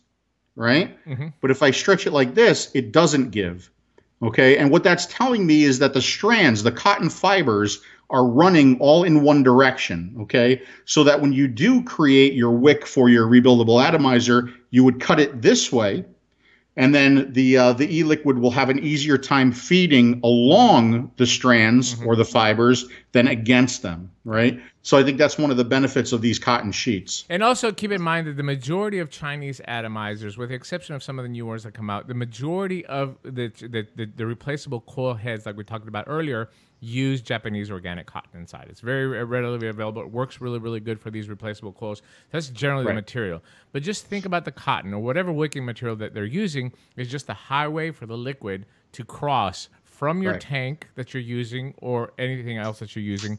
It's a highway to cross from there onto the wire that's actually going to vaporize the liquid and give you that wonderful sensation that we all so much enjoy. Right. And of course, there are different kinds of wicking materials. There's a lot of different kinds of wicking materials. So cotton is just one of them. One of the ones that we all, or most of us, depending on how long you've been vaping, kind of started out with, which would be silica. Okay. Most people, you know, again, depending on how long you've been vaping, started with silica. I know, Dimitri, you used silica for a long time. I love silica. Right? Yeah. And then the cotton started, the Cellu cotton started. There are people that are still using mesh as cotton. There are people that are using cable, or not as cotton, but mesh as a wick. There are people that are using cable as a wick. So it's anything that you can use to get that e-liquid from the tank to the coil. That's a wick. Yeah, absolutely. It's just a highway. And in the future episode, we're going to do some wicking tutorials and stuff like that. We'll show you in different various applications how it's being used. But I think now you get the gist of what wicking is. When you hear the word wicking, it's basically what gets your liquid onto your wire. All right, moving on to number 4. And I know this one's gonna hold us up for a few minutes, but it'll give us some time to get some phone calls and have a little bit of fun afterwards. Okay, good. E-liquid, and I think you're going to talk about this one, right, Dimi? Yeah. So e-liquid. What is e-liquid? Well, you know, it's the gas. It's the gas for the car. It's the component that is boiled by the heating element that we just talked about and creates the vapor you breathe in. That's the easiest and the best explanation that we can get, because the liquid that we use actually does come into a point where it becomes vapor, and that is depending on what temperature and how many watts you're going to set on your device. It doesn't really make a difference. The outcome is exactly the same. It's actually going to take this liquid, it's going to vaporize it, and create it into what Phil just demonstrated there. The problem that I've seen with liquid, especially in we have gotten away from some of the basic information that people should have, especially on a bottle, right? We have seen so much variety. When we started vaping, and I think the standard has always been that there's a combination of 2 of the main ingredients in a liquid, which is propylene glycol and vegetable glycerin. These are the 2 carriers. Like if you use an asthma inhaler, what they have inside, there's a propylene glycol, which is a carrier for the medicine when somebody takes a puff on an inhaler to help them with their asthma. It's exactly the same concept in vaping. But these 2 main components, because liquid may or may not contain nicotine. Liquid, has some flavorings depending on what you're going to buy, obviously. But the main 2 components is PG and VG. These are the 2 components that we can't remove. We need a carrier in order to vaporize. So, hey, Dimi, while we're talking about this, while you're talking about Dimi, I'm sorry. While you're talking about that, can we pull up the what's in the e-liquid slide? Yeah. Let me see if I can find it here. All right, and here we go. Boom! Look at that. How quick I did that. You're so good. Yeah, but basically these are the 2 these are the 2 main components. Obviously, it might have nicotine and it might have and it has a variety of flavorings. But when we started, always the first number when you saw in a combination, because you mix PG and VG in a different combination to get the desired outcome, we always put propylene glycol first. So if you saw a bottle, for example, I'm going to move to my main cam. If you saw a bottle that said 70-30, it was 70 PG and 30 VG. Always. If you saw a bottle that said 30-70, it would be 30% PG and 70% VG. But as times have changed and VG has really overcome the market, usually we see that number first. And I'm going to give you just a couple examples here from a couple bottles that I have here laying in front of me. But anyway, this is Duke. This is one of my favorite flavors from Gonzo Vapors. It's a strawberry peach apple combination. And if you look down here on the bottle, it says 60 mils. Okay, that's the 60 mil. That's the capacity of the bottle. It holds 60 mils. But on the bottom, you're going to see 70-30 and nothing else. 70-30 and nothing else, which is something I don't like. I'd rather have that a little bit more explanatory on a bottle. So this basically, the way that it's written, says, even though it's not correct, it says 70% VG and 30% PG. That's just because the industry itself has changed, and we say 70-30 really quickly, and that is 70% VG and 30% PG. In other bottles, this is Jean Philippe's. This is another strawberry peach that I like. On this one right here, you're going to see very, very simply, it says 50 VG, right? So automatically, you know it's 50% VG, so the rest of it, the other 50% is going to be PG. So this mix is 50-50. But there's not one standard. It's something that really, really pisses me off. There's not one standard when it comes to explaining VG and PG. And I think as an industry, which we need to step up, and we need to do that as well too. Where's the other? I had another little bottle here. So I think I think a good comment here is depending on how old you are, and depending on how long you've been vaping, right? 60-40 means different things to different people, right? If you're just coming into vaping today, 60-40 probably means 60 VG, 40 PG. 60-40 to me will probably always mean 60 PG, 40 VG. Yeah, and here's a prime example of it. This is one of your favorite, the papaya coconut rum, right? Isla. From Rumble Pump. This is an example of what I'd like to see on bottles. Okay. Yes. If my camera would ever focus. But what you're seeing right there, right on the label, 6 milligram nicotine, 30 PG, 70 VG. So somebody that's new that just looks at this bottle and picks it up and says, oh, I know exactly what is in, what is the viscosity of this liquid and what exact mix we have. And I hope to see this become a standard in this industry at some point, finally. Right. And, it kind of goes back to, when I fought for the colors of O-rings and the different O-rings on the different coils, indicating the coil material that's being used. See, I don't care what color is used for what material. I don't care if PG or VG comes first. What I care about is that the industry creates a standard, and it's done the same way. And if we can't do that, let's at least clearly label the e-liquid, like Dimitri showed with the Isla bottle that I have one here too, that it says 30 PG, 70 VG. Yeah, and I want people to understand that there is a difference between these two carriers. There is a difference between PG and VG, and the simplest way that I can explain this to you is PG obviously is thinner than VG.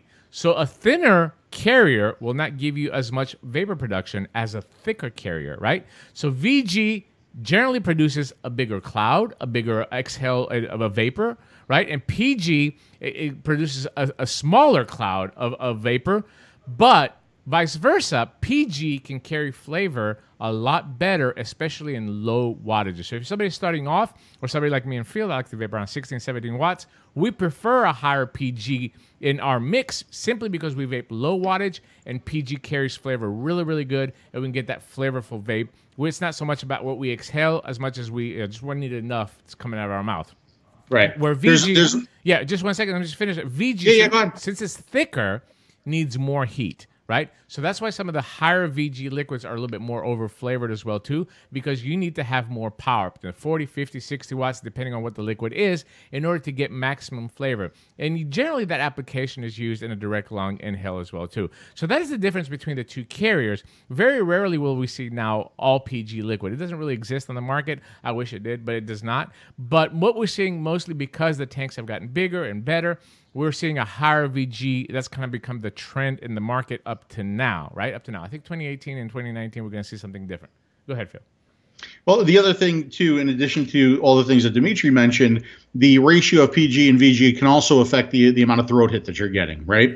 So the higher the PG content, PG tends to be a little bit more harsh, and it'll add to the throat hit experience. Of course, the amount of nicotine that you have in your e-liquid is also going to affect the amount of throat hit. And when I talk about throat hit, if you mouth to lung, as you bring the vapor into your mouth and then you bring it into your lungs, there's a thump. There's like an actual irritation that you feel in the back of your throat that basically simulates what you get from a cigarette. I personally, as a vapor, absolutely have to have my throat hit or I'm not a happy guy, right? Yeah. So if you have a higher PG, it tends to be a little bit more harsh. You get a little bit more of a sharp thump in the back of your throat. As you add VG, it tends to smooth that out a little bit given the same nicotine level. Yeah, and I think that there is such a thing as a PG sensitivity. It's very, very rare. I think a lot of people confuse a harsh throat hit to a sensitivity. It's not really. I mean, there is a PG sensitivity out there, an allergy if you want to call it that, but it's extremely rare. And that's the great thing about vaping. We can find higher VG liquids to satisfy you as well too. But don't confuse the two.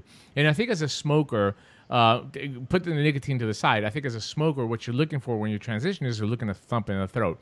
And that's one of the reasons why these liquids, the PG liquids, are a little bit harsher, but sometimes people find them that, oh, I got a sensitivity because my throat hurts. There is a process when you switch to vaping. It does not become overnight. You have to learn how to inhale. It's a different feeling than it is a cigarette. You're never going to get that extreme burn that you get from burning leaf and inhaling smoke. So there's a learning curve that goes along it. But one of the reasons that this has been kind of solved, that harshness, has now become a little bit more popular in the last year, is a nicotine salt. Which basically a nicotine salt is, it'll give you a higher milligram of nicotine to give you a quicker, plasma intake of nicotine to your body, a quicker head rush if you want to call it that, but it smooths down the throat hit. It doesn't hit the back of your throat as powerful as PG. So if you're looking for a combination of the two, maybe nicotine salts, especially for somebody that's starting, there's definitely a place in the market for them as well. I've been experimenting with salts as well too. I've been vaping just a variety to see what's out there and what I can recommend to people that have tried vaping and maybe with the existing nicotine that's out there that haven't been able to switch. But always when it comes to liquid, it boils down to taste, right? We can say anything about the viscosities. We can say anything about, the mixtures or what type of nicotine it is, what, how high or low the nicotine is. But ultimately what it boils down to taste. You need to find, which is going to be the hardest thing for you when you're converting to vaping from smoking, you need to find that flavor that satisfies you. And that's why vape shops are great. That's why vape shops are fantastic. That's why vape shops should stick around. That's why vape shops should not be shut down by the FDA as they're trying to do. Because walking into a store and trying the different flavors is one of the most crucial aspects of you finding a flavor that's going to satisfy you and keep you off traditional combustible tobacco. Yeah. I was talking to somebody online and they gave me a really interesting perspective. A lot of people, when they try vaping, like a freebase as opposed to a nicotine salt, especially at a higher nicotine level, they'll try it and they'll cough. They'll cough and they'll hack and they'll say, oh, I don't want this. I don't want this. A lot of my friends coughed at first. I don't think I coughed at first simply because my first vaporizer didn't give me anything that I could cough, over. But think about this. If you can even remember your first drag on a cigarette, did you take that first drag and go, oh, that's so smooth. I can't believe it. Or did you take that first drag and cough your lungs out? Right. And somehow you continue to do it and you got used to it and you don't cough anymore. Okay. So think of that first drag on your PV as the first drag on a cigarette. Yeah. You might cough, but you'll get through it. Yeah, or you can smooth it out with VG, or you can try nicotine salt. Yeah. There's a lot of different choices that we didn't have when we started vaping today that you could take advantage of. Yeah, and I remember when we started vaping, we couldn't try liquids, so we basically had to look at a website that had a description, right? And it said peach, watermelon, whatever. So, oh, God, that sounds delicious, and we'd order it and then come home and we try it. And no matter how good the description is, if you don't like the liquid, you don't like the liquid. So we ended up doing, I have a picture saved somewhere where I have 175 bottles of liquid. At the time, keep in mind, liquid was not, as expensive as it is now, number one. And number two, we used to order these sample packs. Like most of the websites had like a 10-pack. You'd order like 10 ml bottles, right? So I had a picture of 175 bottles of liquid that I had ordered online, and I didn't like any of them. None of them. And the only thing that satisfied me was an all-PG sour apple from Decaying from China. That's the only thing that kept me off cigarettes. Thank God that option was available at the time. So what I'm trying to say is that something that you might like, something that sounds delicious to you, or even if you go into a shop, try it. Try it before you buy it. But keep this in mind when we're talking about e-liquid. As you quit smoking, your taste buds change, and they continue to change.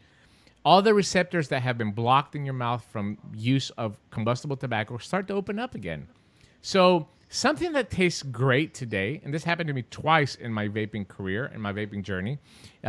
Something that might taste great today, you might wake up tomorrow and you try it and it does not taste good. It happens. Don't be alarmed. Don't think that's something. I thought something was wrong with a liquid. I contacted poor. It was Mike with Roar Vapor out in Memphis. I used to vape the the Strapple. I mean, I vaped Strapple till it came out of my eyeballs. I love that flavor, and just all of a sudden, I woke up this morning, one morning, and I didn't like it.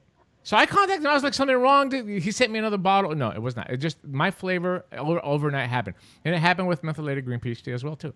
I mean, people that know me online, I literally, I would vape methylated green peach tea until I couldn't vape. I mean, that's what I'll vape for 2.5 years constantly. This is what I vape. And all of a sudden, I woke up one morning and I couldn't vape it anymore.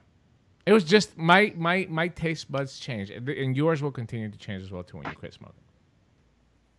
I remember what your all-day vape was.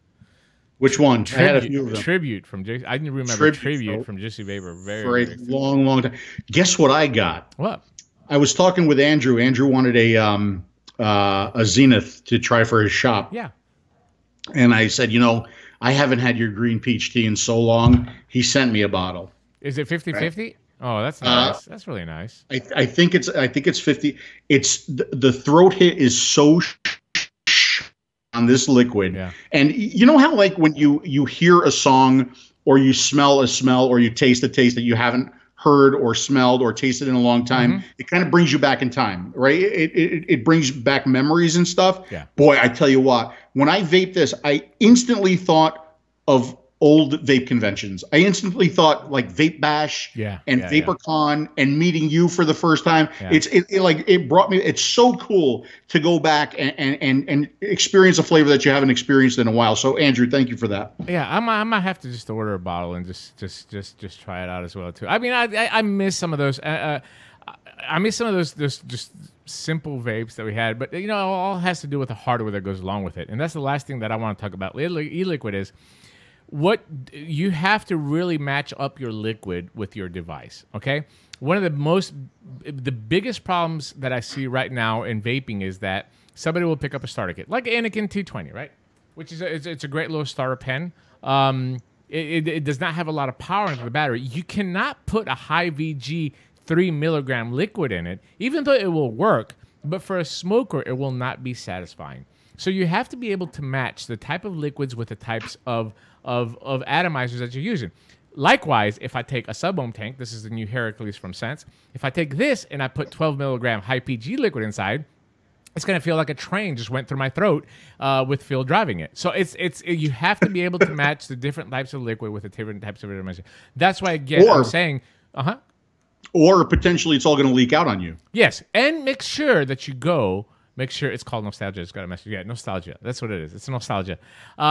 But make sure that when you go to a vape shop, you ask these questions, okay? And just make sure that you ask it. Don't be afraid to ask questions. And definitely don't blindly take some of the information that is out there because there's a lot of bad information. Don't look at somebody how they vape and feel that that's the way you have to vape, okay? It's what works for you. Ask those questions. Make sure you match everything correctly up. Well said, Dimitri. Do we have anything else? Let me bring this. I think that's it. I think we covered everything on the floor. I think we covered what we wanted to cover tonight. Yeah, yeah. And I would love to take a question on the phone line. Yeah, there's actually somebody on the phone line. Let me see it. Is there? Yeah, believe it or not, there's somebody. I don't know. We'll find out. Oh. Hey Google. Hold on a second. Hold on. Okay. All right. Hold on. Canceled. 912. Can you hear us? Sorry, I don't understand. Yes. Hi. Who's this and where are you calling from? It's Demon Peepers. Oh, hey, Demon Peepers. What's up? Long time no chat with you. Yeah, right? I saw this in my feed. I was scrolling through Facebook, and I was like, oh, God, I wonder if they're still on, because you'd already been on for like 45 minutes. And yeah, and you've been around for a very long time, right? I mean, you have been around the vaping. I'm assuming you still vape? Actually, I just started up again last night. I stopped vaping 2 years ago. I made it all the way down to 3 milligram nicotine, and then literally I had just bought a new device and did 3 milligram. I had just started sub-ohm vaping, and like 2 weeks later, I was like, I'm done. Yeah. Wow. And so I sold off all of my vaping stuff, and I hadn't vaped for 2 years, and then about 3 months ago. Or no, not even 3 months ago. A month ago. Actually, what happened is my cat died. Oh. And I'd had my cat for 14 years. Aww. Yeah. And Phil's a big cat lover, so he can connect. Yeah, and I found an old humidor that I had that still had cigars in it, and they were still good. Mm-hmm. And so I smoked the cigars, and then I started craving cigarettes. Oh, and I was like, oh, God, I'm craving cigarettes. And so I've held it off, and then last night I was like, and the squirrel was like, I've really been craving a vape lately. I just need a vape. And stress was getting to me. And so we went to the vape shop last night and bought 2 devices and got some juice. And I was so out of my depth. Oh, my God. I was a noob again. I was like, what are you talking about? I got this thing. It looks like a dang Ego, and it's sub-ohm. I'm like, what the hell? Yeah. Some of these new stick batteries that are out there. Yeah, it's really amazing. And it's funny that you bring that up because I think it's, again, I want to reiterate this. I think a lot of people think that ultimately vaping is for you to reduce nicotine, and I don't think that should be the mindset. And I'm not saying this happened to you. For you, great, you weaned off nicotine and eventually you quit the whole thing. But I think people don't understand when you get into a very stressful situation, like the death of your cat, and I'm sorry to hear that, or some other event into your life that causes a lot of stress, how much your body reacts to that. Right? And nicotine, believe it or not, because of the way that it stimulates, a lot of people depend on it. And I don't think that they're addicted to it as much as we think that they are. But I think that the ultimate goal should not be for you to not use nicotine in your vape. It should be to use what you need that keeps you off traditional cigarettes. Yeah, we went with 6, and I've been vaping that since last night. Mm-hmm. A couple of times I thought I overnicked myself. Yeah. If you constantly vape, that was a new experience again. Yeah, so, but it's like, yeah, it's working for me. And the flavors aren't exactly what I wanted, because they were in the shop and it was the shop's brand and they only had like higher VG, and I'm like you. Yeah. I'm a PG girl. Yeah.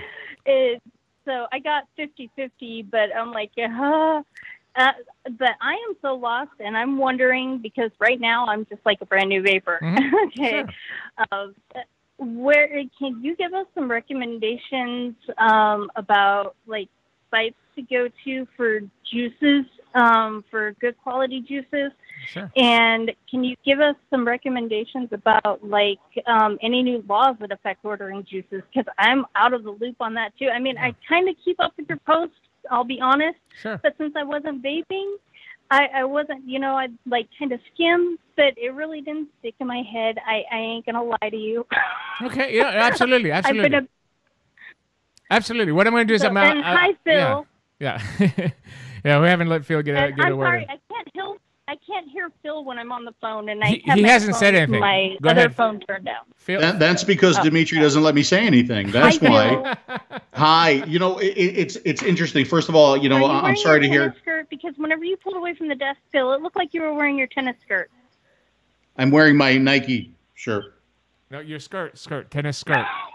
My skirt? Yeah. No, I think it's got shorts on. Shorts on. I can't get up because I have no pants on. But go ahead. Right. You never had pants on. Can the caller hear me, Demi? Yes, absolutely. Okay. Have you ever hosted a show with pants? Never. It's against my religion. Go ahead, Phil. Hold on, Peepers. Phil wants to say something. Go ahead. So, first of all, I do apologize for your cat passing. I can totally relate to that. But I have a similar story when it comes to vaping and smoking. Way before. I'm trying to hear him. My feed's a little behind, and I can't hear him on the phone. So I got. Oh, you can't hear him on the phone? Why not? No, hold on I don't know. Even whenever I was listening. Hold on. Dimitri, you promised me that we had all the audio issues. I did. It worked. I swear. Don't make me post that test session at the end of a video, because I will. I'll do it. Damn it. All right. Can you hold on a second? Can you hear him now? Go ahead, Phil. How about now? Can you hear me now? I can hear you now. See, She can hear me now? Yeah, all this time I could have fixed it. Go ahead. So this is years ago. This is years ago, way before vaping. I quit smoking, and I quit smoking for actually a pretty long period of time. It was always a challenge. I always went back to smoking, but it was almost a year that I was off of the cigarettes. This is way before vaping was even a thing. and my grandmother passed away. When my grandmother passed away, I went back to that cigarette like I never even quit. It was like just right back to a pack a day, like I never even quit. You know, because I think nicotine and I think cigarettes, we consider them friends. We consider them like emotional crutches, if you will. They're always there for us, and they're always there with us. And you know, when something like that traumatic happens in your life, you tend to go back to it because it's something comforting to you. So you know, again, I'm sorry to hear about the cat, but I'm glad you got back into vaping. And you know, make no mistake, if you're a tobacco smoker, okay, if you're a traditional tobacco smoker, traditional cigarette smoker, and you move into vaping, and then you leave vaping. See, I don't consider that. That's not a loss to me. That's a win. That's a win, okay? Because if we go back to that initial chart, you not doing anything is the best, right? Yeah. So I'm glad you're not smoking. I'm glad you're vaping. Maybe you can get off of vaping again, and I'm sorry to hear about your cat. Yeah.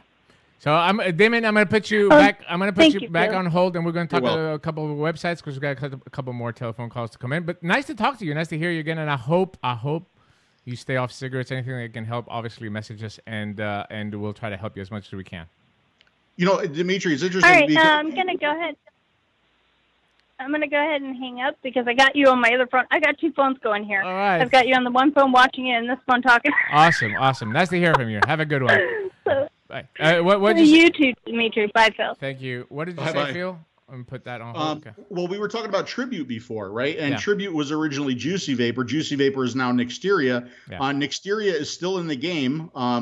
They still have a gazillion flavors. Sure. I don't know how they do that. Sure. But they do, and you can still pick your PG-VG ratio on their site, too. And I think the Plume Room, theplumeroom.com, Mountain Oak Vapor still has 50% liquid. I think Tasty Vapor out in California, they can do custom mixes. So if you want higher PG, they'll do the custom higher PG all the way up to higher VG. I ordered a pineapple orange banana from there, and I actually got 60% PG right before we went on the trip, and I really, really enjoyed that as well, too. So there's still a lot of websites out there that you can get really, really good e-liquid.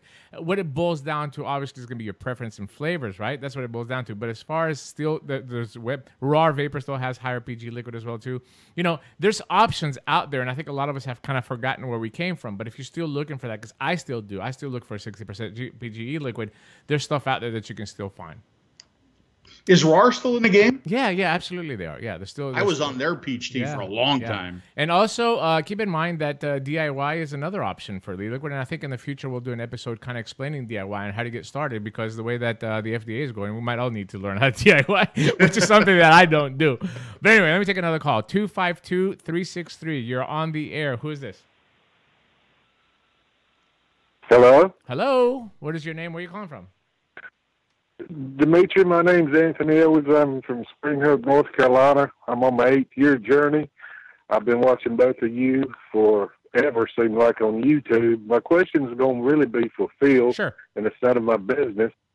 But I was just wondering and by the way, you're talking about nostalgia vapes. First 2 years I was on Newport from Inhaler.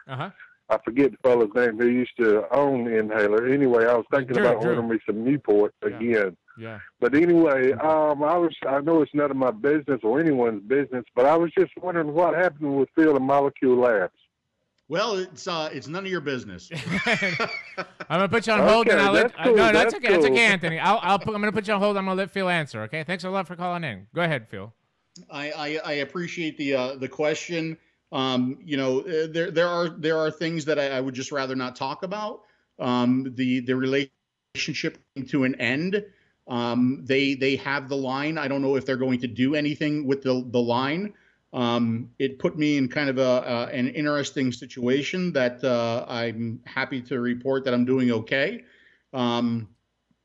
The relationship just came to an end. I think that's the best way I can say. I think at the end of the day, just parted ways, and it is what it is. Sometimes we just move along. Let me pull another telephone call inside here. They've been waiting patiently. 252-315. You're on the air with Phil and Demi. Who is this? This is Jennifer Winstead. How are you guys? Hey, Jennifer. Hi, Jennifer. Step away from How are you guys? I have to step away from the computer. Sure. There's a lag on the computer versus what I can hear on the phone, and I'll get confused seeing differently than I'm hearing. That's okay. What's up? So I just wanted to say thank you guys for putting this together, because there are just so many smokers and so many struggles out there with everybody. I just wanted you guys to know that as soon as I saw it pop up on my feed, I was in there. I've posted it into different places so other people can see it. And I see a couple of my friends right here in the chat. Fantastic. So, Jennifer, thank you so much. You guys are doing a great job. Thank you so much. I think one of the biggest confusions that I've seen from vapors, like, why are you calling it a smoker show? We're vapors. Well, yeah, we're vapors, but how is a smoker going to relate to a vapor show? They're just not. That's the whole point of doing a smoker show, is for you guys. And thank you so much, Jennifer, for your kind words. We really appreciate it. But and you know what? At the end of the day, my husband and I have been vaping for over 7 years, and he fell backwards about last year sometime. It took, and that was my fault for reducing his nicotine down to 3. To that point, I've had to bump him back up using the nicotine salt, and he's happily at 12, and I will never lower him again unless he wants to. That's a great point. Thank you so much, Jennifer, for calling in. And I'm going to expand just a little bit on that, Phil, just from the fact that this is exactly what we're talking about. We want to get the feedback, or we got feedback from her husband. He dropped down to 3, and then he went back to smoking, right? This is the kind of feedback that the Smoker Show wants to get. And eventually, it's still in its infancy, but eventually we will hopefully going to have smokers that we provide kits for call in and give us their experience. If we don't have data from the actual people that are trying to convert, who the hell are we going to, how are we going to improve? I mean, we can improve on what vapors want, but we can't improve on smokers until we get the feedback from smokers. Right. How do we improve? How do we make things better? How do we guide? How do we help? We need the feedback to do all those things. 504, you're on the air with Phil and Demi. Who's this? 504. Oh, hey, is this me? Yeah, that's you. Oh, hello, Dimitri, Phil. Hi, who's this? Been watching you guys for a long time. Been maybe about 4 years. I'm trying to convert a friend of mine who is a 1 pack a day Newport smoker. Okay. And I'm wondering, do we have any kind of standard, like, if you smoke X amount of cigarettes, should you start at this level of nicotine? Is there? That's a great point. That's a great question. And I think to answer it quickly, I would hit around 12 milligrams. I think 12 to 18 milligrams should be your base for a pack a day. And I'm saying that kind of loosely because, again, it all depends, what is the reason? Where does he work? What does he do for a living? How, what's this pattern of vaping as well? I mean, smoking right now as it is it just all day, or he smokes more at night, more at less? I think 12 to 18 when it comes to regular nicotine is a really good base, especially with the devices that we have now. I think giving somebody Inokin T20S, and I'm going to tell you, I'm just going to give you a liquid right now. Cool Ice from Mountain Oak Vapors has converted more Newport smokers than I can count.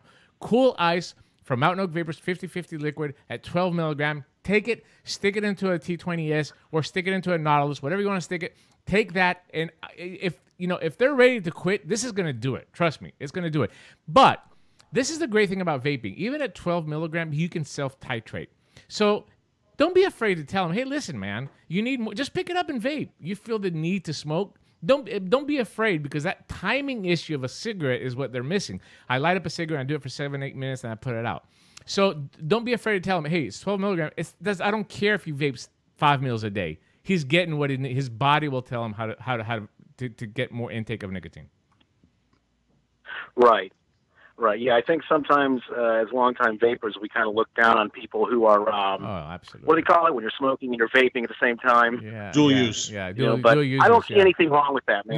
No, man. I don't see anything wrong with that. It took me months. It took me probably 3 months to put to finally put cigarettes down. And even then, a year ago at a party, I had one. It was horrible. Yeah. I get it. Especially people that way. The hardest one.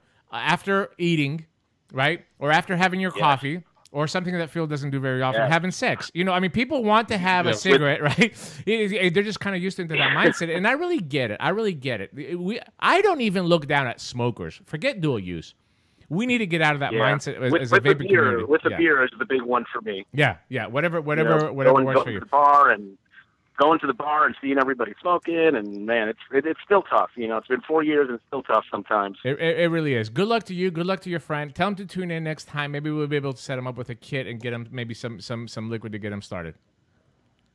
That would be sweet. Right. Thanks a lot, awesome, fellas. man. Have a great night. Awesome. Appreciate it. Bye. Thank you very much. A lot of people on the phone lines. dual- I mean, I've got a bunch of people on the phone lines. What's going on? Awesome. Also, you know, dual use should not be condemned. Like No. for example, I have a Nike shirt on and I wear Skechers, right? Mm-hmm. Dual use should not be condemned. Yes. Well, I mean, you're in Florida now. You have to wear Skechers. That's the only thing that matches down there.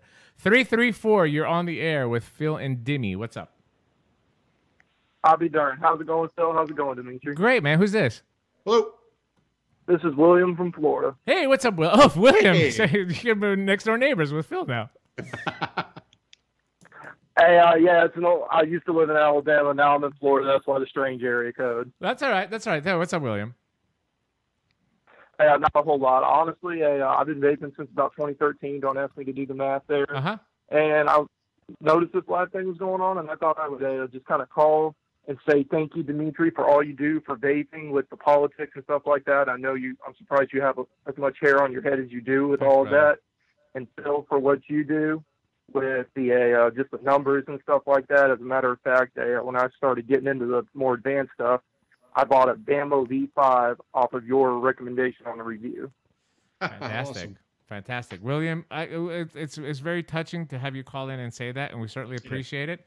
And as much as we can, continuing into the future, we're going to keep on doing what we're doing because we really believe in this product. And it's people like you that make it worth it really is. Before you leave me, there was just one more thing I wanted to mention.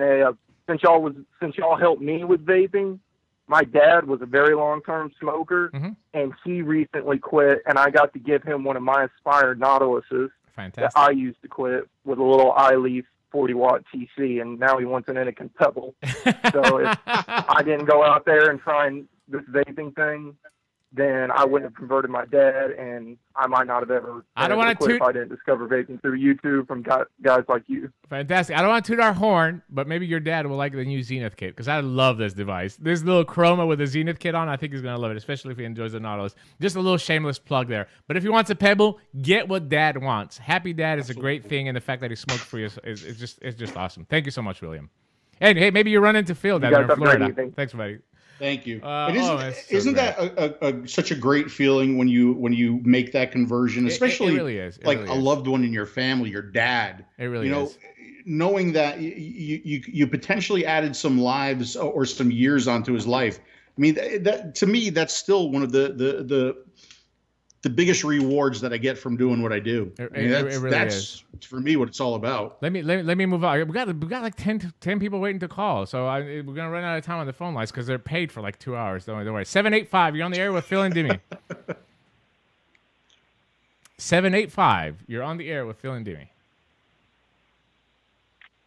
Hello.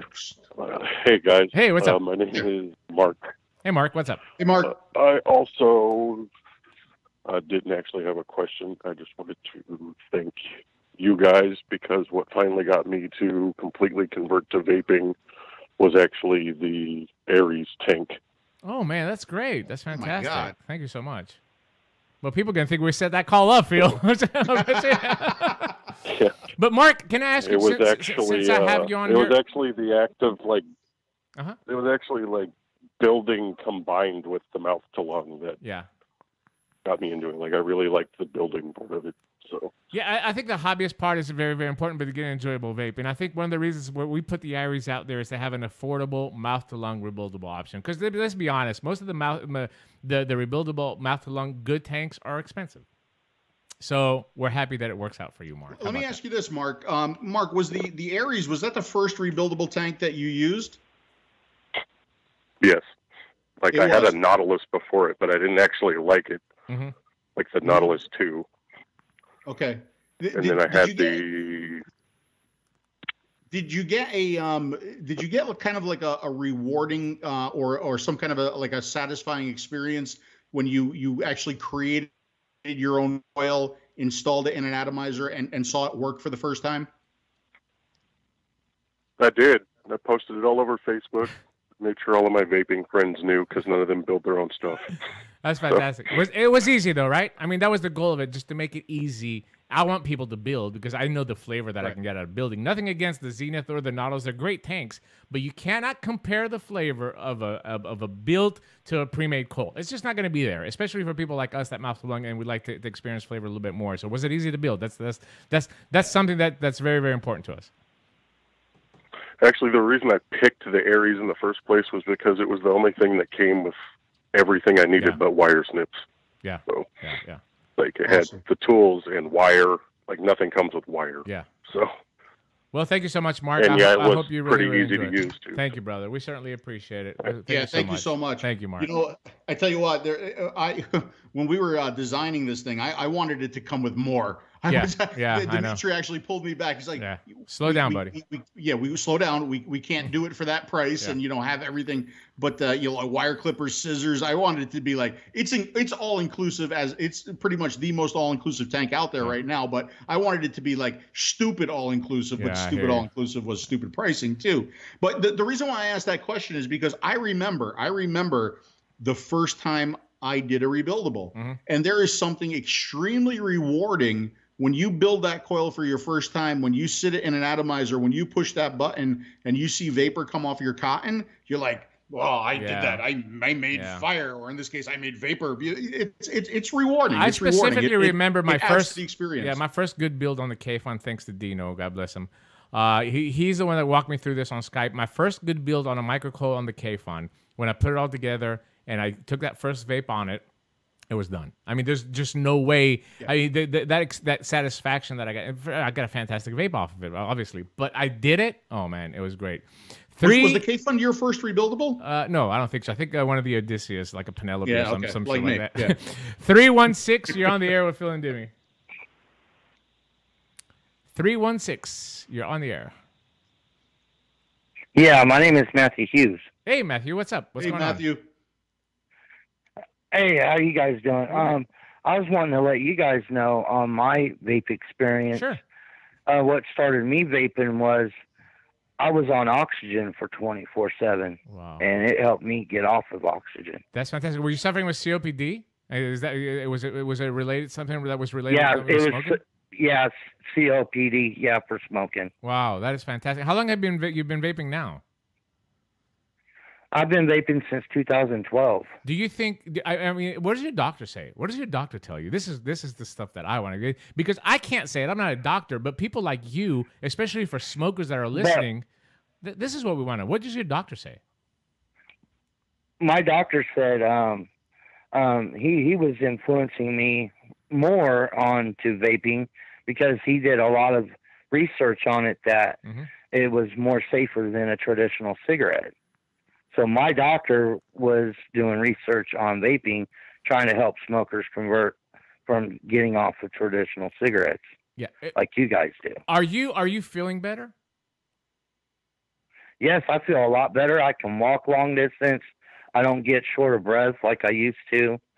I mean, 90 seconds. Really saved my life. Vaping has really saved my life. Fantastic, man! It's awesome. So awesome to hear, and it's stories like yours that motivate us to keep going, man. So we certainly appreciate it.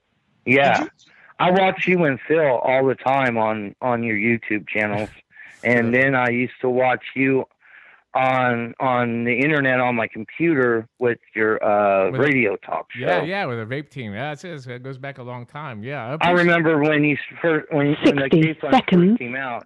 You were the ones. You were one of the ones I watched put a build on it and vape on it, and I was like, wow, that's amazing. Yeah, that is pretty cool, isn't it? Well, man, you're bringing a lot of nostalgia. Yeah. See, I used the word correctly in that time. But hey, listen, you're feeling better. Your health is improving. Your doctor recommended it. This is all good news to us, and I hope you have a very long life and be around and keep calling over here in the future. Absolutely. Yeah, thank you. Thank you. Thank you very much. Have a great evening. I got one question. Sure. Can I give one question to Phil? Sure. What inspired you into vaping, Phil? Basically what I said before earlier on in the program. Everybody in my family smoked. 10 seconds. Keep going. Ignore her. Everybody in my family smoked. There's a history of heart condition in my family. I'm not exactly skinny like Dimitri is now. I knew that I had to make some kind of life change. Not to mention that my father, having his heart attack at 36 years old, was always worried about my health. And it was like every day, when are you going to quit smoking? When are you going to quit smoking? When are you going to quit smoking? So I knew I needed to make a life change. I tried several times to quit. I told you that story a little while ago where I was actually able to quit for about a year, but Grandma passed away, or Nana passed away, and it was back to the cigarettes. I did the patches, I did the gums, I did the Chantix, I did it all. It's the same story we hear over and over and over again. And then I found out about electronic cigarettes online. I did as much research on them as I could back in the day when there was very little research. I identified them myself as a less harmful alternative to tobacco cigarettes, and I gave it a shot. And the shot has paid off. I haven't smoked a cigarette since. I'm a very, very happy vapor. I enjoy the flavors. I enjoy the hobby. I enjoy bringing all of this stuff to you guys and getting more people involved and getting them off of traditional tobacco cigarettes. So I would say my main motivation was just the path that I was going with my health, knowing that there were heart issues in the family. Let me move along. There's a lot of people in queue. Don't worry about the British lady. I'm basically taking them on hold time. I can see on my switchboard how long you've been waiting, so I'll just take the people that have been waiting the longest. 917, you're on the air with Demi and Phil. Hey, how you doing, guys? Hey, what's up? Who's this? This is Eddie from New York. Hey, we couldn't tell that you were from New York. I thought you were down from Alabama. No, 917's New York. I know. What's up? Listen, I've gotten off cigarettes since 2000. I think it was 2010. Mm-hmm. My mother died of lung cancer, and I'd like to thank Phil for helping me out with that. Me being in the basement, looking at his videos, doing the micro coils, all the drill bits, everything. That's fantastic. K-funds, buying thousands of different, and it became a hobby. Yeah. And it's been interesting, and it got me off cigarettes. I've never touched them since, and I just wanted to thank him. I did see him at a show once, but really didn't get a chance to say thank you. And what you do is really worth it because, like I said, it's a hands-on thing, and your mind, it's almost like therapy. And when I bought his Aries, I bought 3 of them for my sister. Mm-hmm. And she used to walk around with the burnt coils all the time, the burnt cotton, everything. That was the one, because it's easy to wick. That is the key to that. Yeah. It's easy to wick because people can I can do the coils for her and she'll disappear for a couple of weeks, Yeah. But the thing is, she changes the wicks now. It's no big deal. She's priming it, and you're spending top dollar for juice. At least have a good atomizer, and that is the key to that. And the slide on the top, that is great. So I had bought 3. I kept one, even though I have thousands of them. Yeah. I still kept one. Good for you.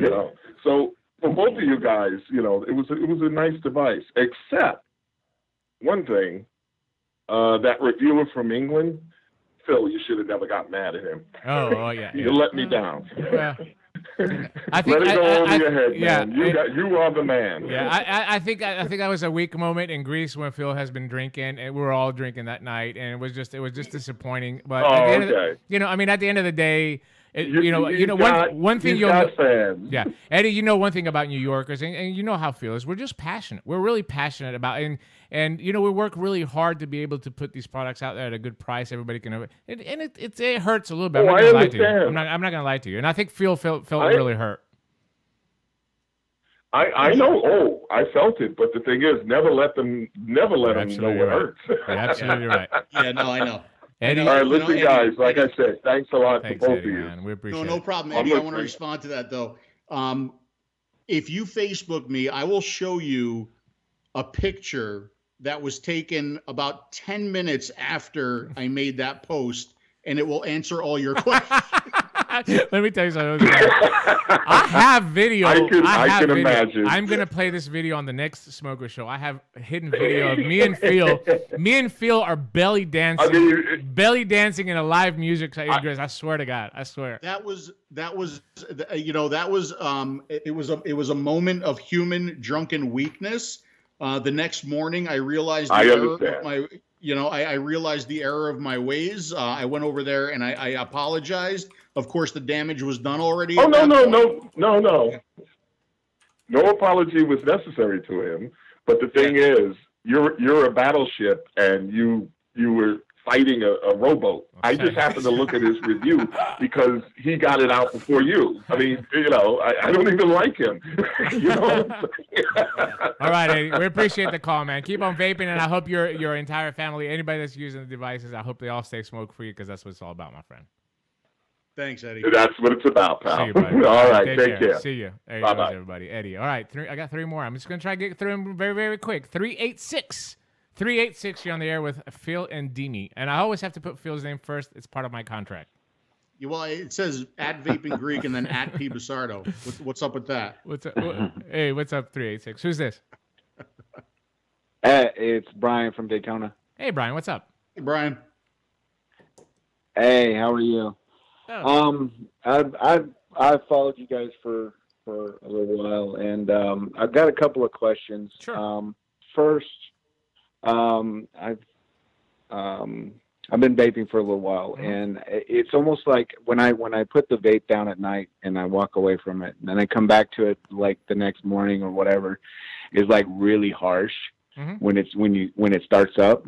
And so I don't know if that's just me or if I'm doing something wrong, because I just set it down and I walk away. Sure. And then the second question is, Phil, I don't know if it is more, well, let me just back up.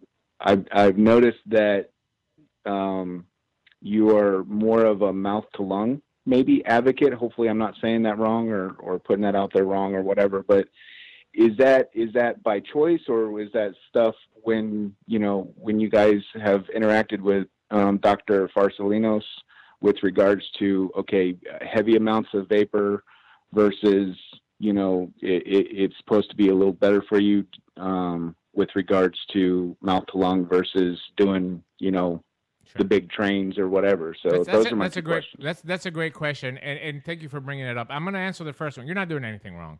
I mean, especially, are you using a replaceable coil tank, or are you building your own? Replaceable. So what happens is liquid saturates inside the coil while it's sitting overnight. You take that first hit in the morning, it's going to be a little bit more harsh, especially when you were smoking as well, too. The first cigarette in the day was a little bit harsh. Nothing to worry about. You're not doing anything wrong. Now, on the second question, I'll let Phil go first, so he doesn't accuse me I'm talking all the time, too. Well, I thought you were. I thought you were going to talk right through my question, too. But I agree with that. The same exact thing will happen to me, okay? I will vape and vape and vape, and I'll notice my throat hit just kind of goes away a little bit, and then I sit it down for a while, and I go back and I hit it again, and that throat hit comes back. Okay, so I don't think you're doing anything wrong. I think that's just the nature of the beast. Now, as far as me being a mouth to lung vapor, and I wouldn't say I'm like it's not that it's what I want other people to do. It's what I enjoy doing. It's how I enjoy vaping. And a lot of people say, well, you're against direct lung and you're getting, no. Stop thinking that. Stop thinking that. It's simply how I enjoy vaping. Now, do I enjoy vaping? Is there any other reason behind me enjoying vaping like that? Did I talk to Dr. Farsalinos, and did Dr. Farsalinos tell me that it is a safer style of vaping? We had conversations about volume vaping, okay?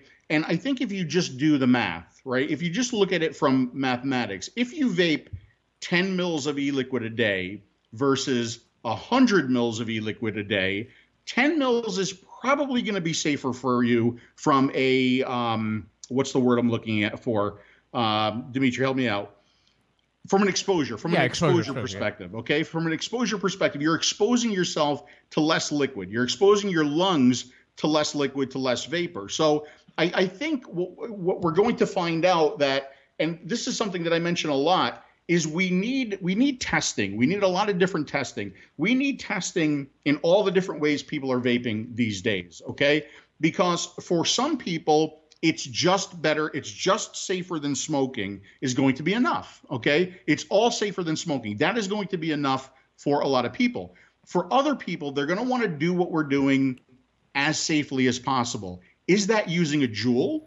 Is that mouth to lunging? Is that vaping 50 mils a day? I don't know. I wish I knew the answer to that question. But I think common sense dictates that the less exposure the less you expose your lungs to the liquid and to the vapor, the safer it's going to be for you. Okay. But is that the reason why I mouth to lung? Absolutely not. Nope. Absolutely not. It is just the style that I enjoy.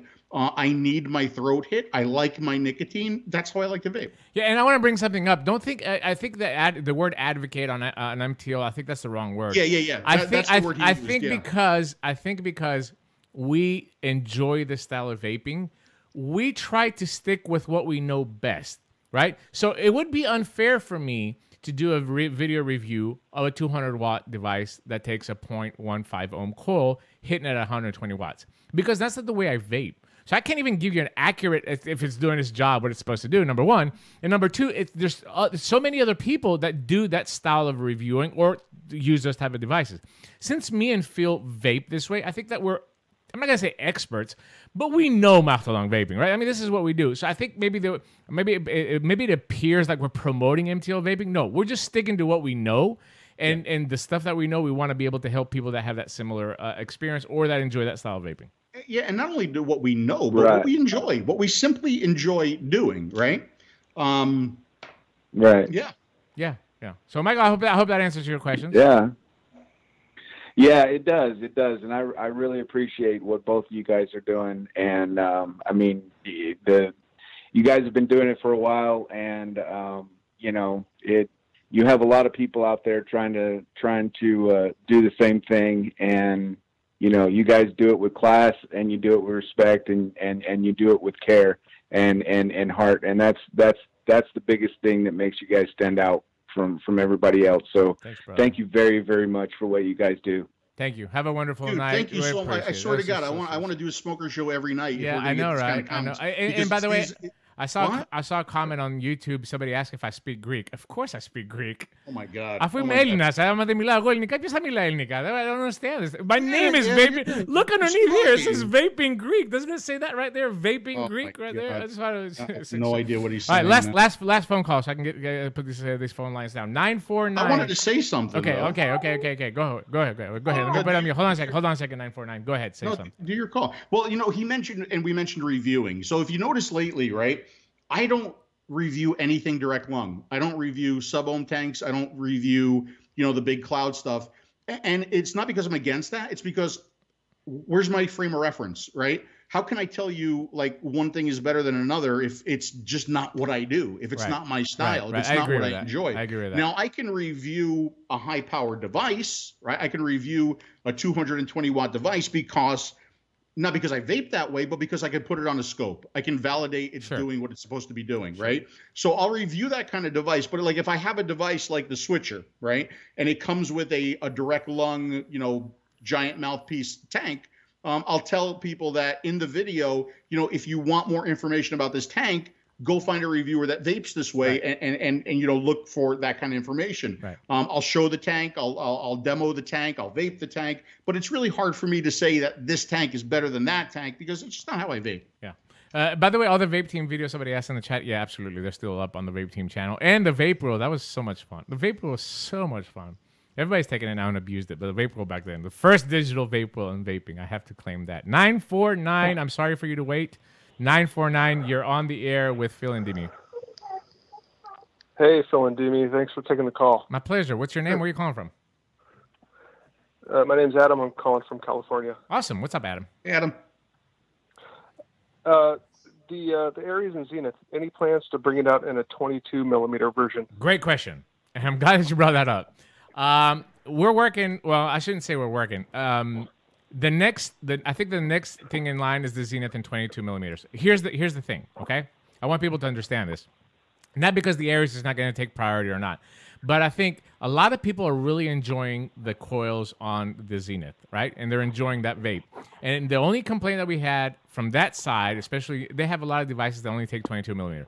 So the challenge for us is to get that enjoyable vape and a 22 millimeter that can use the same coil. There's no way in hell that we're going to release another tank that takes another set of coils.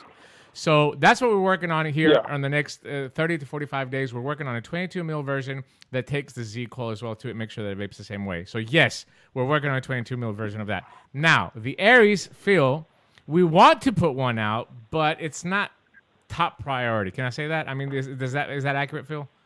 Yeah, I would say it's accurate. But believe me, if it were up to us, they would both be out already. Absolutely, they would.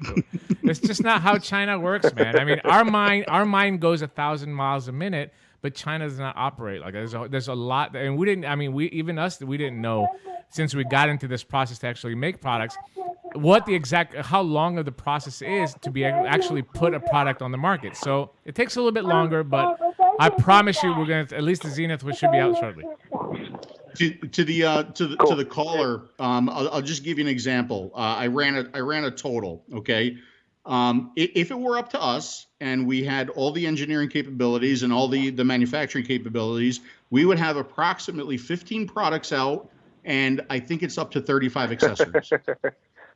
Yeah, okay? Absolutely. But there's only so fast we can go. Yeah. But hey, we appreciate it. Are you using the tanks? I'm using the Aries, and I absolutely love it. Great. And I got to tell you guys, when I saw the Aries was coming out, I went out and bought 2 devices that supported 24 and 25 millimeter. I know. I hear you. And that was not our goal. Trust me, because people say, "Oh, you want to sell your device?" We don't even have a device on the market, so that's complete bullshit. But I totally get it. What we were looking at, the market, and the market was shifting to 24 millimeter, right? Plus, we wanted to have a big deck. Not big dick, because Phil does not have that. A big deck. You want to have a big deck that gives a lot of room for people to learn how to build. That's the key on the Aries, is trying to get people to learn how to build. So they need a big surface area. That's why that's the 2 factors that we used in for the 24 millimeter. Yeah, I get it. Right. Well, we appreciate you calling in. Mark.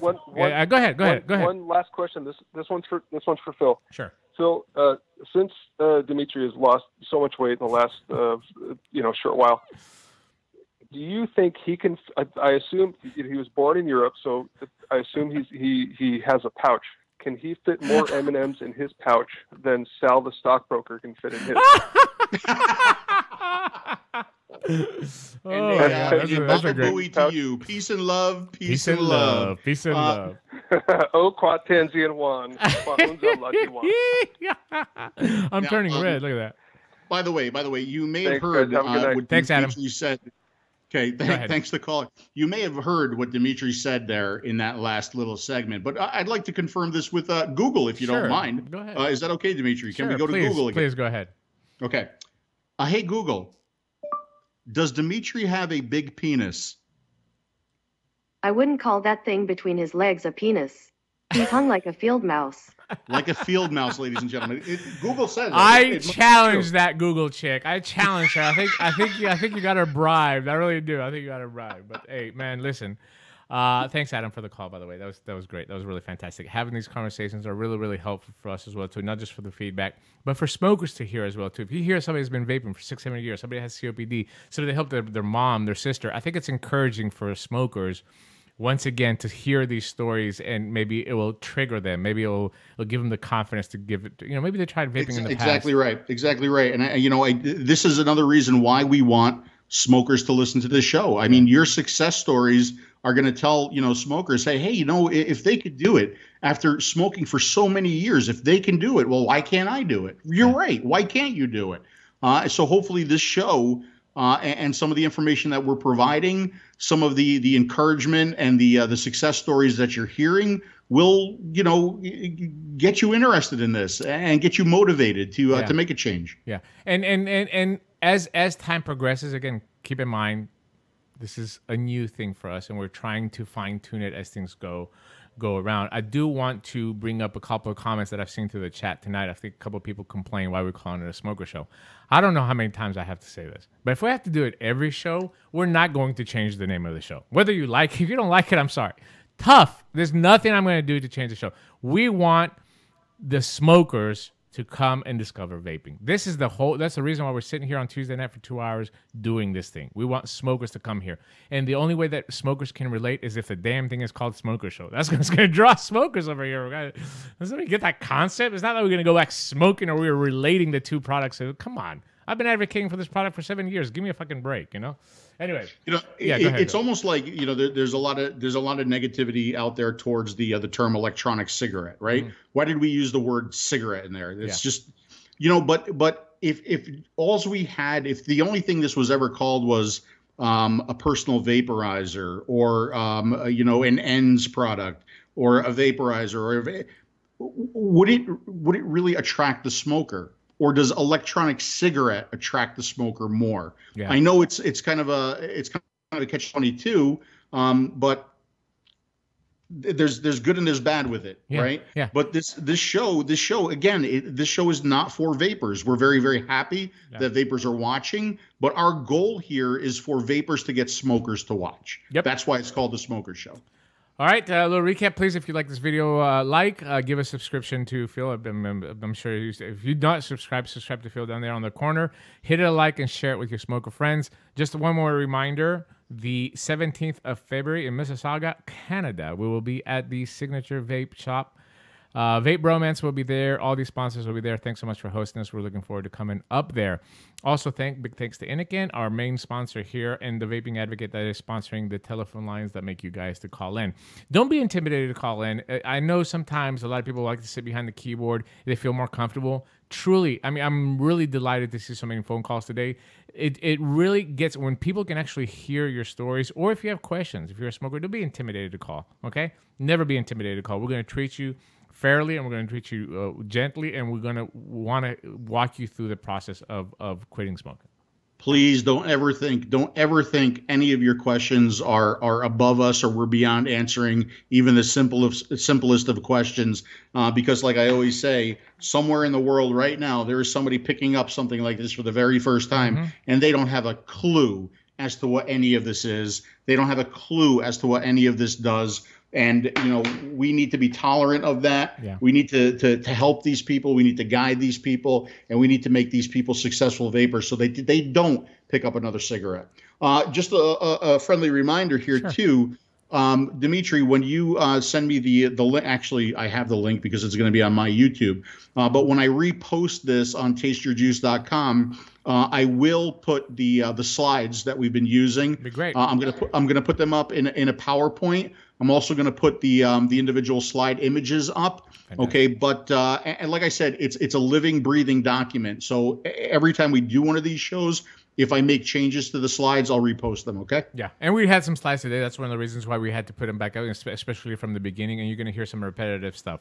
Okay, Phil, it's been 2 hours and 20 minutes, believe it or not. So we have to wrap this thing up. So I'm going to let you go first, then I'm going to go, and we're just going to wrap it up. Go ahead. What do you want to say? The only thing I want to say is thanks for all the comments that we're getting on this show, and the views. We really appreciate it. We hope that this is helping people. We're going to continue to do it. It's going to continue to be review for a lot of you. It's going to continue to sound very, very repetitive to a lot of you. But I think we need to understand that there are new folks out there that need help, and they just don't have the knowledge experience that we have. Back years ago, it was what we have today is great because we have so many options and we have so many choices. What we have today is terrible because we have so many options and we have so many choices. So people need guidance, and we hope that this show can give people the guidance that they need.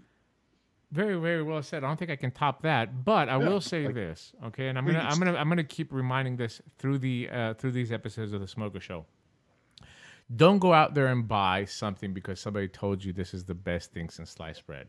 Don't go out there and buy something simply because somebody else is using it and they're enjoying it. You need to go out there and have a full experience and find the device and the liquid that is going to work for you. When you go into a vape shop, ask to try a variety of liquids, ask to try a variety of devices, and find what matches you, your profession, your personality, and also the way that you smoke. Find something that fits you. Never be pressured into buying something simply because somebody else uses it or somebody says this is the way to quit smoking. It's all down to you. All right, so thank you so much for watching the Smoker Show. We're probably going to be back in 2 weeks, right? If I'm right, Phil? I think 2. I think we're going to make it 2, yeah. If everything goes well. And next Tuesday night, Smoke Free Radio, 9 p.m. Eastern, right here on smokefreeradio.com and on my YouTube channel, youtube.com/vapinggreek. And, of course, tasteyourjuice.com and youtube.com/PeeblesHarder. You can find all the reviews there. Thank you so much for watching, and we'll see you again soon. That was my line. You took my line. I cued you in. You should have grabbed it in. Okay, I'm sorry. Do it again. So thank you for watching, and we'll see you again. Oh, screwed it up. All right, one more time. Oh, by the way, before we do that, I just want to put everybody just. I want to play this real quick because this is my favorite rap. This is a new rap that was released by Phil Bizardo. I just want to put everybody out there to hear.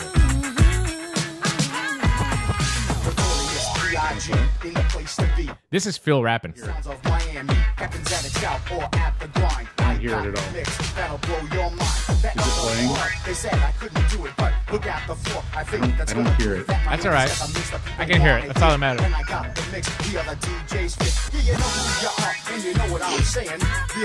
I'm dancing like crazy. See, I had to switch you off to the other. I wish I could hear it. Well, I had to switch you off to the other. So you can hear the phone line. So now you can't hear the. I mean, it's always something.